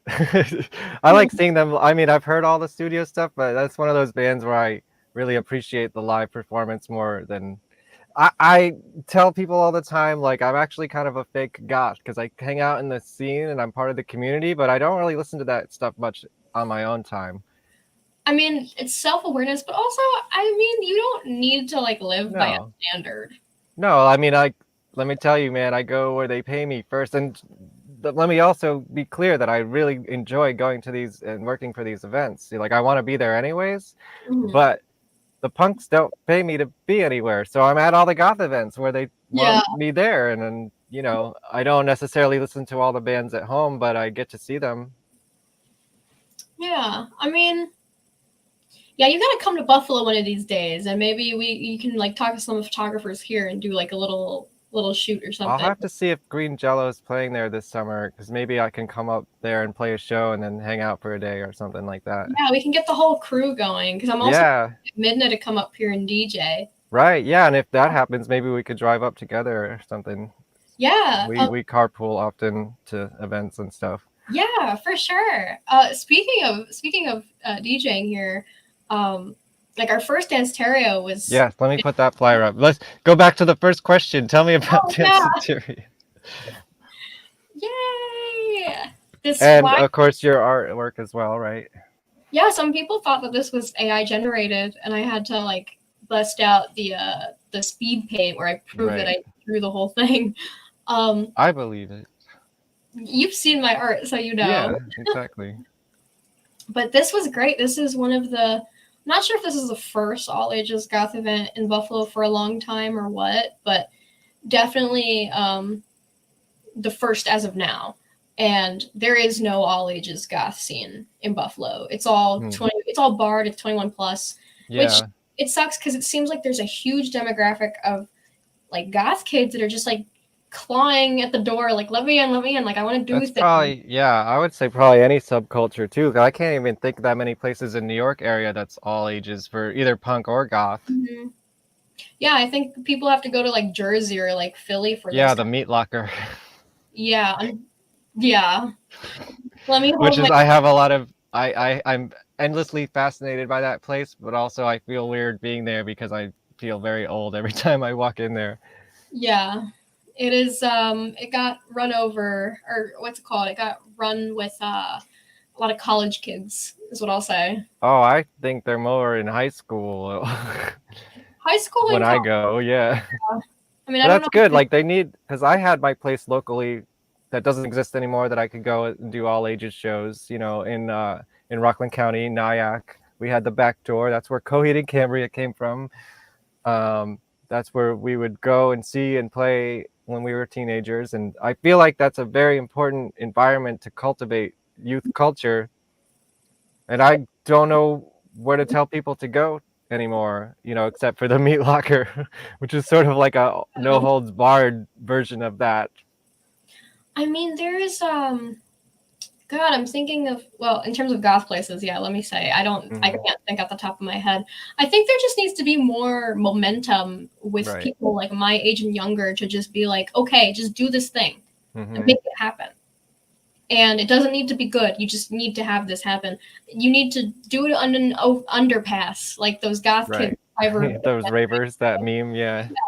Like, just do something. Have a gathering. Anything. Because otherwise, it's just going to die out, and it's just going to be people posting online for likes and not, like, a real community. I think... Well, but if you go to Danceteria, also post and tag them so that everyone can get likes. I mean, right? I would say that more as promotion's okay to an extent. You know, to like have memories. It's nice. Yeah, well, because then people will see how cool it is and want to go next time, and then that cultivates the community. Because if you can't afford to do it, then it doesn't happen, right? True. One of our DJs actually. Oh gosh, I wish I could remember exactly what she said. She's this great woman. She's a bit older than me, but she's also one of the younger goths within the Buffalo community. Mel Pyrebat, or Mel, great person. She's been trying to like kickstart the goth scene before I was, and like it's been very difficult. But she's just, I just want to shout her out. Go ahead and follow her. She has great taste in music, great style, just great energy as an overall. And I think that she's really starting to like kickstart her DJing thing. She's starting to play all these like punk shows and stuff. But like I would love to see her do some more goth things outside of the Western New York hemisphere. So that's Mel Pyrebat on Instagram. Go follow Mel Pyrebat. Go follow. I will do the same after the show. And one of our youngest DJs, actually, I would like to also shout out was I believe it's Killed by Grace Rock, and she was only 19. She was DJing with me, and she did it on an iPad. I told her, like, if you want this to happen, you want all ages things, just get whatever you have and just go do it. And she did it. And so you DJ'd as well? I did a little bit. Do you consider yourself a DJ, or have you done it before? Not really. I mean, I'd say I cheated, but I'm not opposed to learning in the spot. Hey, that's punk rock, you know?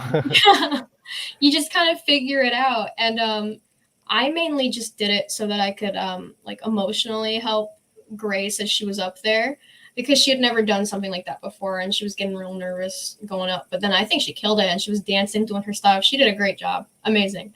Also great taste for somebody her age. She's like only 19 and she's putting out bangers, you know, on her. What kind of stuff was she playing? I know she was playing let's see, she was playing a lot of Twins. Oh no, I think we only had one Twin Tribes. Oh, didn't I take a picture of you with them? Yes, and I should have put that in the slideshow. I looked very tall next to them, and I giggle about that now. That's funny. Let's see if I can find that while you're talking. And you know, she played like Witching Hour, and she played what else? Just like good like classic death rock too. I can't remember the exact set list at the top of my head now. But she played like you know, Killed by Death Rock tracks off of Volume 1 and Volume 2, and it's cool to see people that young be so enamored by something like that and so motivated to do what she's doing. And yeah, she does it well. She has a great energy, and I think that she has many more of these to go, and I'd love to help kind of see her through in that. And will there be another Danceteria, or what's going on with that? There will be another Danceteria. Yeah, Danceteria, yes. There is also kind of the debate, because not debate, but we've been saying Danceteria to differentiate ourselves from the 80s Danceteria. Yeah, because that's a club from New York. Yeah, that's where I got the name from, because that was, you know, back in the day where you had like all the original goth and punk and club kids playing at in New York City. And I thought that would be like a great revival name. Yeah, you could have punk bands on one. I mean, I wasn't there. I'm just, from what I heard, it was like the punks would be there and also Madonna would be there, you know? Yeah, and then you'd have like all the goths back then too, and all these new wave bands and stuff like that. And it's just like, yeah, that seemed to be the right or the appropriate name for it. That's cool. I think I found it. Yes, wait. Here, let me... I should have put these in the slideshow. I can't believe I forgot about these. This one. Whoops. No, this one. Oh my god, yes, this is... At the very end of the night, all the lights are on. They were the last band, I believe. And there's Jet, and there's you and Midda. Oh my god, yeah, and I was like, oh my god. I had to put on the nausea shirt because I danced so much, I was like sweating. Yeah, because this is probably the same night that we took those other pictures too. Yeah. Oh my god, it is so funny how tall I am in contrast to everybody. Are you wearing like platforms or something? I think I was wearing them, or I took them off. I'm not sure, because I'm comparing my height next to Midna's, and I know Midna's a lot shorter. Like, are you tall or are they just short? I can't tell, but it was very funny looking at them. Oh my god. There's Polly. Oh yeah, see, but I should have put those in the slideshow, but I found them, so it's all good. Not for nothing. Twin Tribes, very, very handsome guys. Cheers to that. Awesome. So we'll go through more of your art at the end of this, I think. I know, we can you believe it's been like an hour and a half already? I know. Am I like, you're still good for now? I know we're both trying to like also go out on a Saturday night.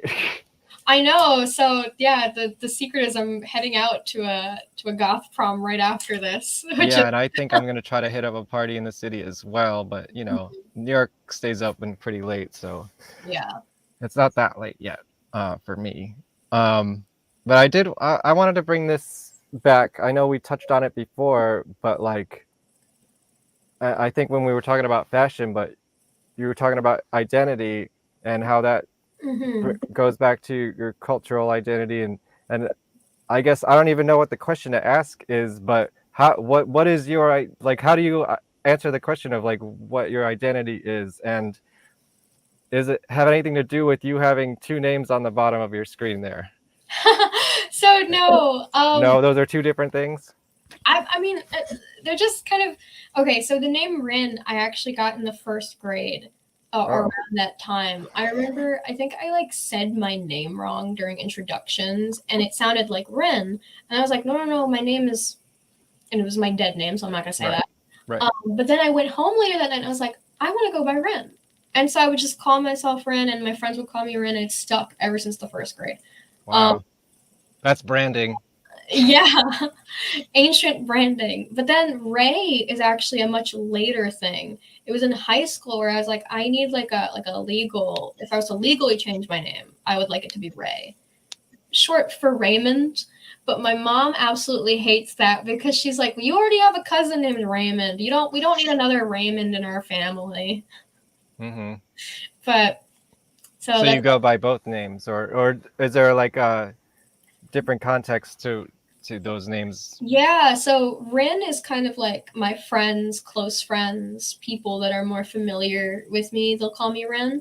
And like Ray is like I'm talking to you formally, like I'm talking to my boss or something. So it can be weird if like my best friend calls me Ray, because then I feel like I'm in trouble. Oh, yeah. Gotcha. Okay.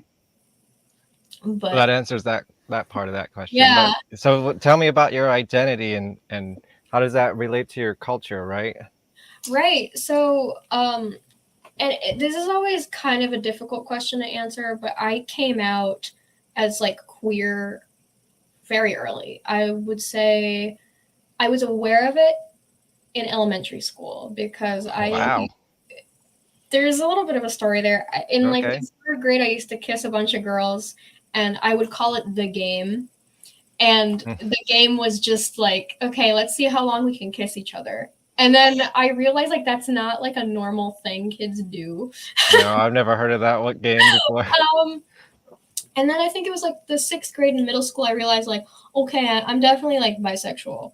And that was definitely the truth. And then I started realizing as well, like around puberty, like, oh, people perceive me as like a woman and like just as a woman. And I realized that also was not something I ever aligned with. And it started off with me being very confident, like I'm a trans man. And I was like, yep, I'm a trans man. And I leaned super hard into it. I remember I used to wear like fake mustaches to school. And like in middle school and high school? In high school, yeah. Oh, wow. And I used to go into the boys' bathroom, and they had to like tell me like, you can't go in the boys' bathroom. You have to use. Well, that's another question I have for later on, but yeah, go ahead.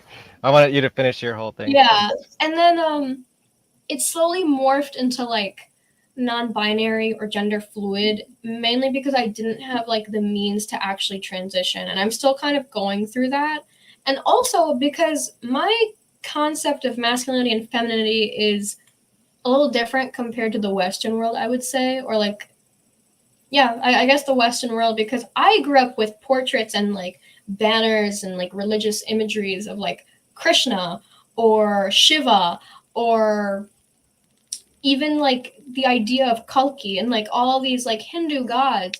And if you actually look at those images, they have like curvaceous waists and hips. They sometimes have like the insinuation of breasts. They have long hair. They have makeup. They always have makeup. So very androgynous. Yeah, very androgynous, but they're still like tapped into the idea of like these are men. Right. And we do have concepts of third gender already. Like that is a thing in Nepal. I believe Nepal was the first Asian country to legalize or to like acknowledge third gender and gay marriage. So like that's something that I was already kind of cognizant to. And it was hard to explain that to people here because that idea is more black and white. It's like if you're a man, you need to be muscular, you need to look this way. If you're a woman, you need to look this way and behave this way. And the idea of performing a gender. Whereas for me, I was like, oh, well, performing a gender, if I want to look like a god, right? If I want to look like these gods, I need to still kind of do these feminine things and be very... It's considered holy and like masculine to still be in touch with your emotions in Asia. And I would say even today, I mean, like look at like, I would say like East Asian entertainment, and a lot of the men also wear makeup or they have long hair. Right. And it's not seen as masculine here, but it is over there. So Jesus has long hair too, just noticing. Jesus also has long hair. So and what does that say? Sometimes they draw him with like flowers and like red lips and stuff. So he did hang out with a lot of guys. He did, absolutely. So it's like I always took inspiration, and like that was kind of what I aligned with when it comes to gender. And even to this day, like even with all this, I still see myself aligned with masculinity and manhood, and there is a bit of like androgyny in that. And the good thing is goth also aligns with that. Yeah, for sure. It can be hard because of the whole like goth mommy trend that persists. What's the goth mommy trend? Oh, you know. Do we want to skip that one? We can skip that one, Okay. but I'll sum it up by saying, you know, like the fetishization of goth women or like feminine goth people. I've definitely been subjected to that a few times in my life, and it's like, I kind of just like get over it. I feel like I've just been through like reject the concept altogether, or just towards you? Oh, I mean, towards myself, and I don't like that goth people or like goth women are being fetishized in that sense without their consent, right? Where it's like it's different if they're into it. Right. Okay. But with myself, where it's like the blatant misgendering and all these things. The thing about misgendering is I kind of handle it a little differently than some people, where I'm like, the people that care about me, then they'll do the pronouns, they'll see me the way that I see myself. Mm-hmm. The people and that what do you prefer? Like in what sense? Like if someone asked you what your pronouns were. Well, a lot of people that are really close with me that have known my kind of like history, they'll use he, him.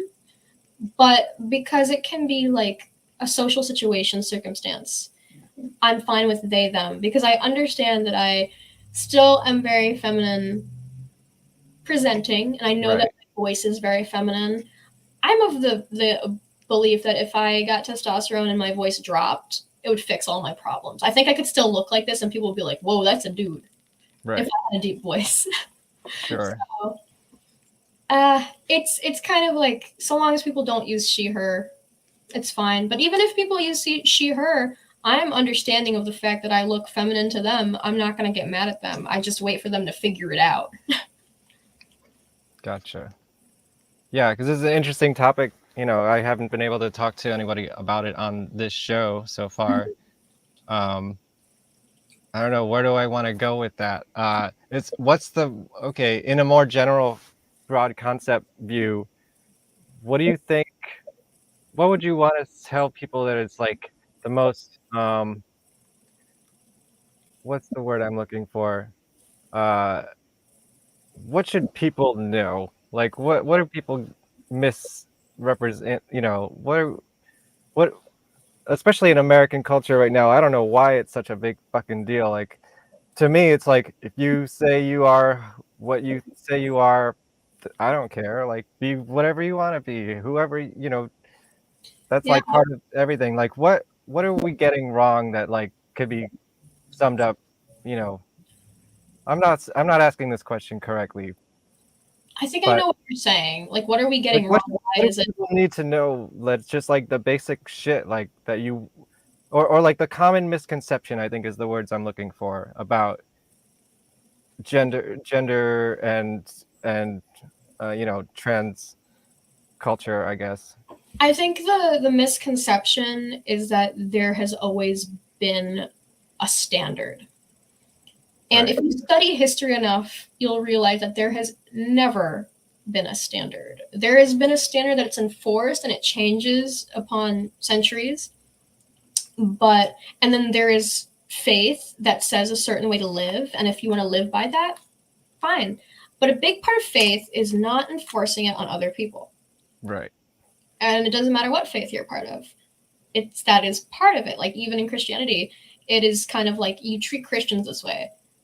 And maybe they'll say non-Christians are blasphemous, whatever, but you shouldn't like become a missionary just because, if that makes sense. Yeah, totally. And yeah, there's just this idea that like, oh, there's only ever been two genders. There's only ever been this way. And then the misconception is that it's always been a part of nature.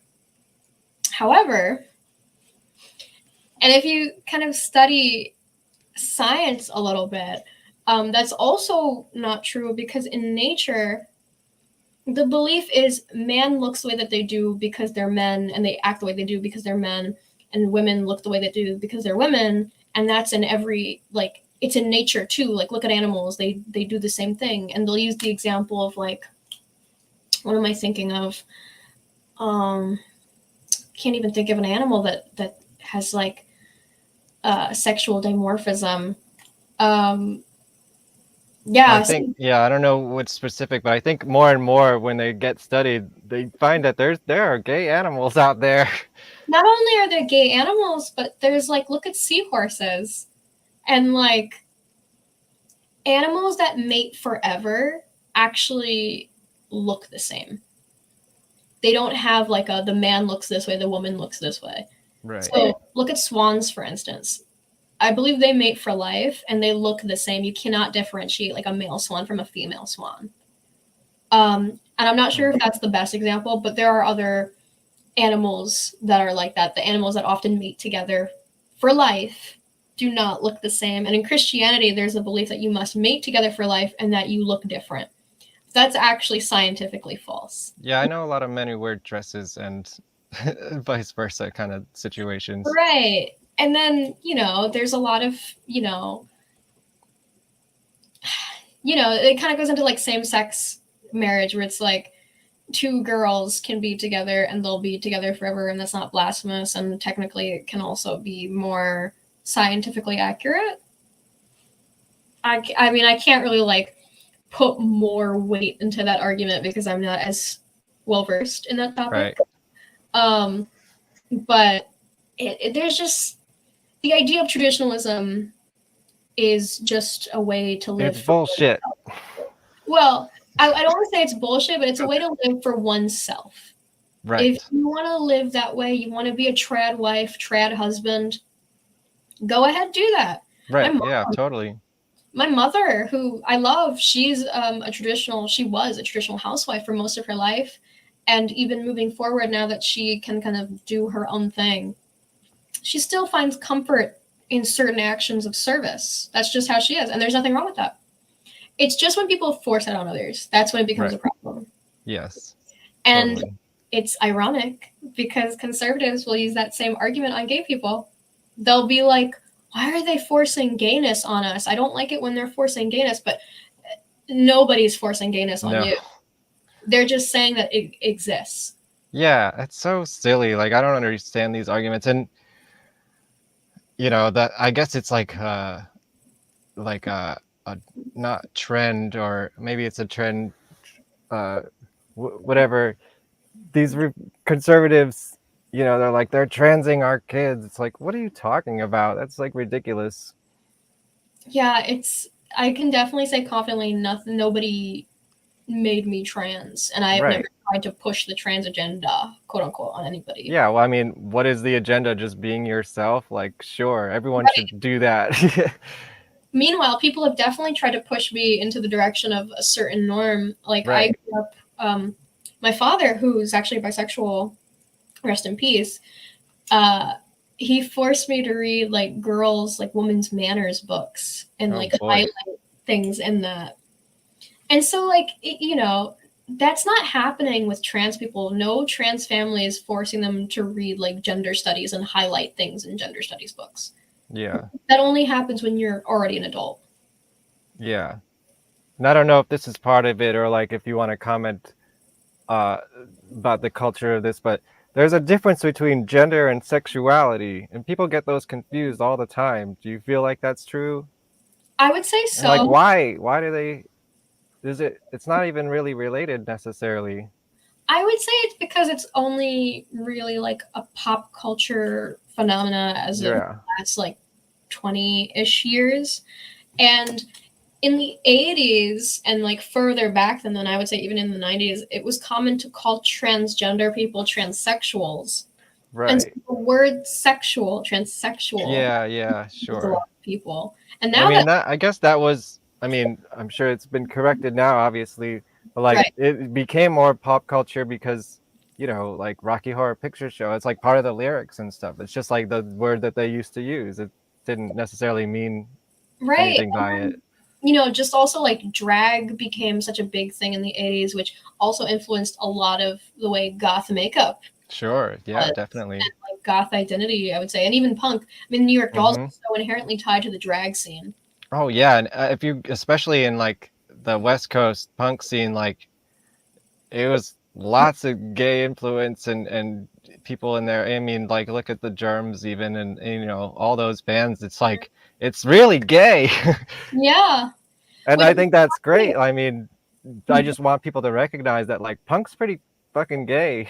It is, but it's funny because people back then had a problem with it. I'm forgetting what band this was. It might have been Black Flag actually, but what was it? In the Decline of Western Civilization, either 1 or 3, there's a band playing, and this girl is like trying to beat the shit out of the lead singer, and the rumor goes that it was because he was saying that we need to get the gay people like out of the scene. And this was either back in the 80s or the 90s. See, I have the Blu-ray set, but I haven't watched number 3 yet. I think that one's the more like in the 90s version. Yeah, I love the third one. I'll have to watch it. I don't know why I haven't yet. It's great. That one's like a real heart-wrenching one. The second one, yeah, that's probably why I haven't watched it yet, because that's what I keep hearing about. I'm like, I don't know if I want to feel that emotional tonight. Yeah, the third one was actually the first one that I watched, and then I watched the first one, and then only recently did I watch the second one, and that one's a hoot. That one's hilarious. That's like it's just parody. Yeah, it's like Spinal Tap, you know. Yeah, it's great. It's like, well, it's what basically the culture Spinal Tap is based on. That's why it's so funny, because it is. It's like, and it was all fake, like the guy chugging the vodka in the pool, like that was all staged, but it's and like Paul Stanley with all the girls and everything, but that was what they wanted to portray, and that's what's so funny about it. Yeah, and then I mean the cool bit from that one was like the Megadeth section. That one was fun. I don't remember what happened. They were just interviewing Megadeth. I don't know how much that was staged, but it was just like it was very funny and kind of fun as well, just to see the guy talk about like, oh, we don't like what all these glam bands are doing, and they're all about image and women. Us, we're ugly and we're dirty, and we only care about how the music sounds. And like they show, like, what is it, Chuck? I'm not sure what his name is. They show the guy from Megadeth, and he just looks like absolute shit. I love it. It's so funny. Not Marty Friedman, the other guy. Yeah. I don't know why I'm blanking on his name. My brain capacity for names is just like at its capacity right now. The same way. I get names wrong all the time. I mispronounce everything. For the longest time, I used to say, I'm going to say it wrong again, municipal waste as municipal waste. Yeah, I've seen them a couple times. I would just like forget to say the second Dave part. Mustaine. What was it? Dave Mustaine. Oh, was that the guy from the second movie? That's the singer of Megadeth. Yeah, the blonde, gingery guy. Yeah. It's probably the third one you're talking about with trying to beat up the singer, because I don't remember that scene, but I do know, you know, there's definitely some language in the first film, and I like to talk about this stuff too. I mean, not necessarily in this conversation, but in general, like like during the fear section, like they're definitely like throwing slurs out at the audience and stuff. But I think they were doing that more to provoke. Fear. It There was fear? Yeah. Okay. So okay, that was the first one. Because they would just say whatever would piss off whatever audiences in front of them. Mm-hmm. And so they were in San Francisco and they're just calling people the F word and everything. And I don't think they mean it necessarily because they hate gay people. I think they were just trying to get a reaction and it was funny to them. And I think they really paved the way for, you know, I think they actually did a lot for gay culture in general by doing stuff like that. And Guar would do stuff like that too. Like, you know, Otis Youngest, the character was transgendered, and like there's a whole song on their famous album called King Queen, and like you know they wear fishnets but they also have these like huge dicks, and it's like this to them it was like they're throwing these concepts and imagery to the audience, and it's kind of like subliminal to the audience. Like they don't necessarily know that they're leaving the concert thinking about these things, but they are. You know, there's a whole song about like him having AIDS and stuff, and it's like it's very offensive, but it also got a whole crowd of stupid metalheads thinking about AIDS. You know what I mean? At the time, yeah. And here's the thing: is that there's like circumstantial. How do I describe this? Like in sociology, where it's like certain generations will have certain reactions to certain things, and it doesn't age well now, but it is. Yeah, definitely. That is a different time, different period. So long as people adapt to today, is yeah. kind of And I would say the same. Another band that was kind of like that was like the Meatmen. Like they're on the surface, they're just so offensive, but they're just doing it to like fuck with you. They don't actually hate like that. They're being a character, and you're supposed to hate that character. Right. But I would say that there's still like justified reason at like a race level, and this is always my hierarchy, where it's like when it comes to racism, even today that's not taken seriously. Whereas like I feel like gay issues have been taken a lot more seriously and are seen as more human as a result of like, you know, there are white people that are gay, and so people will take it more seriously as a result. Right, sure. Yeah. Whereas racism is so much harder to unpack. And like, you know, there's bands like, well, we could get into Christian Death saying the N-word, of course, right? Right, yeah, sure. And the Dead Kennedys too, yeah. Right. So there, I think it's justified that people don't like it. But then there's also bands I'm thinking of like Anal Cunt. Yeah. And they that guy was actually an asshole. Yeah, exactly. Whereas Roz Williams was kind of sexually and gender fluid, and you know, and he was just a little oddball. Yeah. Right. And I think he wasn't saying that, he was saying that as part of the story, like as, you know, again, like sort of like a character in his song. Again, like maybe you wouldn't choose to say that today, but it definitely provokes conversation. Right. I mean, I can't blame people even back then for disliking it, if that makes sense, because oh yeah, sure. This goes back to what I said about the Ramones, where it's like, how can we trust a community if they continue to do those things? And you go to the Ramones, and if the guy's actively saying we don't want black people at the show, then suddenly it's not performance, it's not like a story, then it's like, oh, this guy means it. So how do I know that Roz Williams doesn't actually, you know what I mean? Right. I mean, I guess we'll never actually know, but right, we'll never anecdotal evidence. So that's why I can't blame people for being upset about those things. I mean, are you upset about it? I don't know if I'm upset about it. I just don't blame people for being upset about it. Do I listen to a song? Sure, I listen to songs. Yeah, I have the box set right over here. Photograph by Edward Culver, you know. I mean, and they were like teenagers when they did that, you know. They were really young when they wrote those songs. Right. And I mean, I listen to a lot of things that are pretty, I would say, edgy and like not politically correct. I would say political correctness is not wrong, but it's when you start treating it as like the law, then it's not great. Yeah, I have a lot of different, like opinions, and that's a lot of gonna be in my documentary too. Like a lot of like, well, that was the '80s, and it was a different time. Right. But also, it was all in good fun. It's done to make you laugh. Like there was a context to it that you have to understand. But it's hard to understand those contexts, and again, going back to the Ramones point, when you're not sure who is joking and who isn't, and it's very easy to hide who is joking and who isn't. And I would say, like, a great example is like, there was some rock band or some rock show where a bunch of these guys took a bunch of disco records, and this was racially motivated, and just started like slugging them on a baseball field.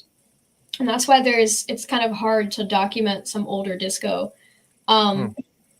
And as a result of that, communities of color were like, okay, we don't want to get into these subcultures because they don't want us. They're actively that's a problem, guys. So when stuff like that happens, and then on top of that, if you are like the solo person of color at one of these shows and people are already looking at you weird, it's hard to differentiate between, are they just intrigued because they haven't seen somebody like me before, or are they saying, fuck you, I don't want you here? And at that point, it becomes an issue of like, well, I need to just hold my ground. And I need to be ready for if I'm going to get stabbed tonight or asked, where are you from? Is this like from personal experience or? Yeah, I mean, I would say so for sure. I mean, even in my own father's experience, I know I used to go to venues just for the sake of like finding music that I like, that I would see like reviews or people talking about like, don't go in this place because they let racist people here and they let Nazis play here. And it was like, 2 years ago. So I'm like, okay, that was 2 years ago. This band is going to play there. I need to just like go there and bring a knife or something. Because you wanted to go to the show anyways. Yeah. And I would just do it solo. And like, that is kind of the sad reality of a lot of people of color. And I would say some queer people as well. But I'm more inclined to say it's people of color, and especially if you're a queer person of color. And this is the other thing, is I don't like thinking about this from a victimhood stance, because it's not. And I think that's a big argument that the conservatives or devil's advocate will have, where they're like, oh, well, you're just overthinking. You're thinking about it as a victim. You're like, all these words don't mean anything. Why do you have to look at race, and why do you have to look at identity? And it's like, well, we don't want to. A lot of us don't want to think about it like that, but we are forced to because of how we are treated. I would love to just go to a show and be treated like normal, but usually what will happen is people will there will be like added things where it's like, oh, where are you from? Or like, oh, I had a Japanese girlfriend once, and it's like, right. Can we talk about the album that I like? Can we talk about, this and this? There's nothing wrong with curiosity, because I definitely go to people and I ask where they're from out of sheer curiosity. But then I've heard that applied wrongly as well, and I just felt embarrassed. Like, oh no. No, I don't think there's anything wrong with it. I think it's just like when people are like, sometimes there is. It's mainly when people are snide about it, or like, yeah.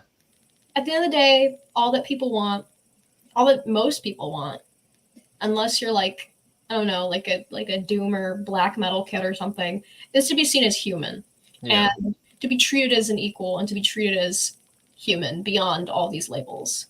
And I think it can become increasingly hard when there are people that are confident within their identity or their self, and people will be like, oh, you identify with these kinds of labels?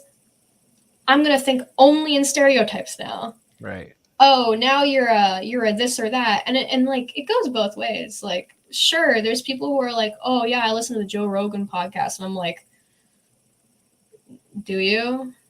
That's awesome. It's a bad stereotype. Yeah, I mean, I get it. I have listened to lots of Joe Rogan podcasts. I think he's an interesting vessel for other people to talk, whether you agree with them or not. That's an episode to episode basis, but the general crowd that he's cultivated is cringe. So I understand where you're coming from in saying that. Yeah. I mean, that's kind of the issue. But At the end of the day, everybody wants to be treated human as long as your morals are in check and you're not like literally a fucking Nazi racist Right. or a pedophile or whatever, so on and so forth. Totally. I'm not saying yeah, but like we can just do a little better in not being dickheads all the time. Yes, totally. I think those are words of wisdom. Enforcing traditions on others is funny. Yeah. Goth teen, all right. Transitioning and passing is so culturally tied, and a lot of people don't get that. That's very true. Yeah, 100%. I mean, look at Japan. Look at most of Asia. Look at the Greeks and the Romans. Yeah. Well, let's start landing this plane. I know we both have to get to our Saturday night parties. So let me close this conversation out with this. Why the fuck do people care about who uses what bathroom, and how do we solve that? It's because I don't get it. It's fear mongering. You know who I don't want to be with in the bathroom? Fucking anybody, especially other men. Actually, like they're gross. Yeah, and it's really interesting. It comes down to like just like excuse making. People will be like, "Oh, I don't want a quote unquote man in the woman's bathroom," but nobody thinks about it from the other perspective of like, okay, you don't want a man, quote unquote, which is transphobia all around. Right. Yeah. The woman's bathroom. But then they don't think about the other side of the spectrum of like, well, what if you're a trans man and you go to a men's bathroom, and are we not going to talk about how you could get hurt there? Yeah, exactly. They only want to see it in a certain lens to push the caricature of trans women, to push the caricature of this or that. So I think the bathroom debate is largely bullshit because I just matter. I think so too. Because especially in my local town politics, that has seemed to come up again, and it's just like, really? Are you fucking serious? There's no like more serious issues to be talking about. Like nobody's actually been harmed here. They, if anything, like it's the trans people who are more in danger of getting hurt in these situations. Absolutely. And it's especially funny that this argument comes out of people that were products of like the 70s, 80s, or 90s. And you think about it, you guys had gender inclusive bathrooms growing up. Like you guys had like the one stall that you all had to go to. Right. It's only a problem now because you don't like trans people or you don't. Yeah, exactly. That's what I think too. Okay. So I have 3 Instagrams for you on the bottom here. Promote yourself. What are all these things? And also tell people to hire you to make art. Oh gosh, yeah.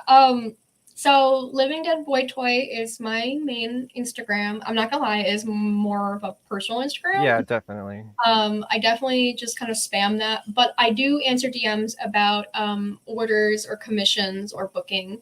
So if you want to do that there, go ahead. I also like talking to people. I'm a rambler. No kidding. 2 hours. Yeah, no, I know. Yeah.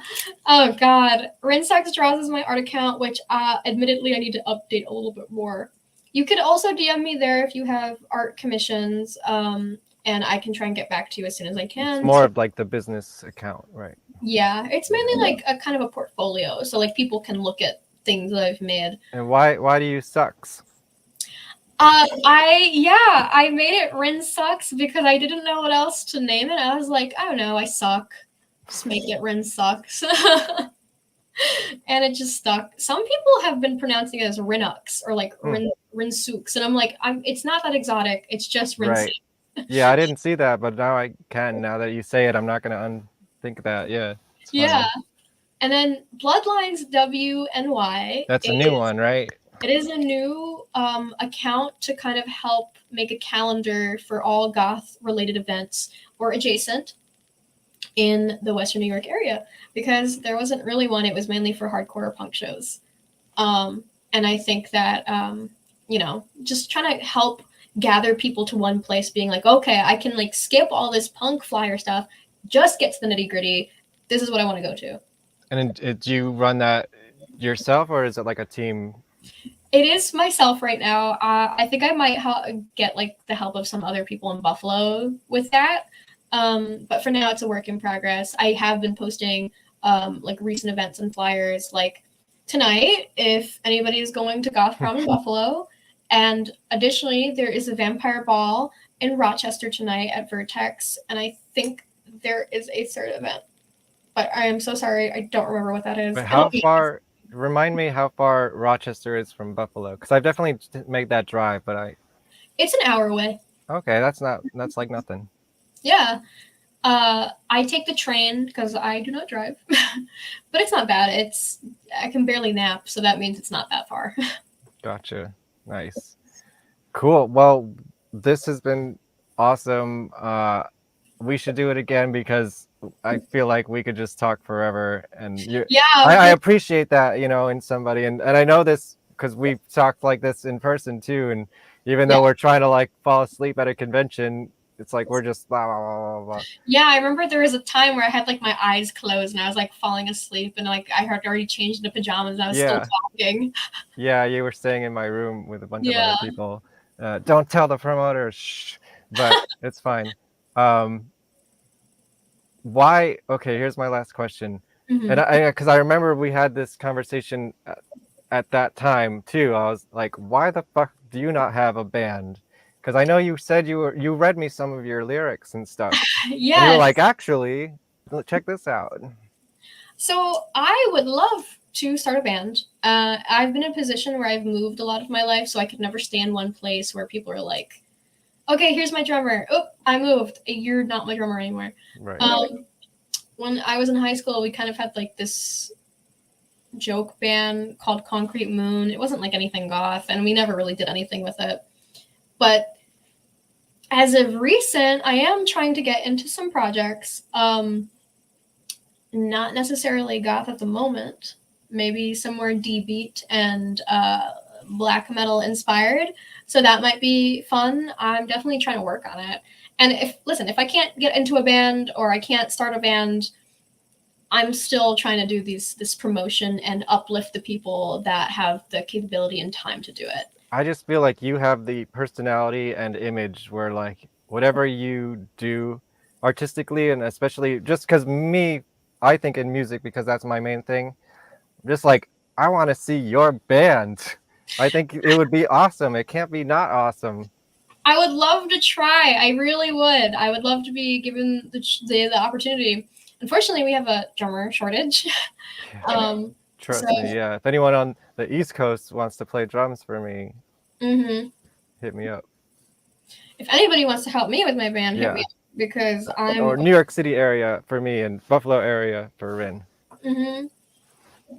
So I'm not opposed to it. It's just been kind of a challenge with my working schedule, deadlines, moving, life. Yeah, life is difficult.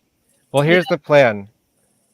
I gotta get up to Buffalo and hang out and go to some parties with you or shows, and I'll take my camera, and then we'll do this again sometime when you have something new to share. Yeah, come to the next Danceteria, honestly. Yeah. I could try. I do have some time coming up, so hit me dates, and we'll figure something out. And hopefully maybe I can make it out there for a Green Jello show too, because that's their home town. So I've done that before. Yeah, just come through, and then bring Midna with you. Yeah, well, book her to DJ, and she'll definitely come.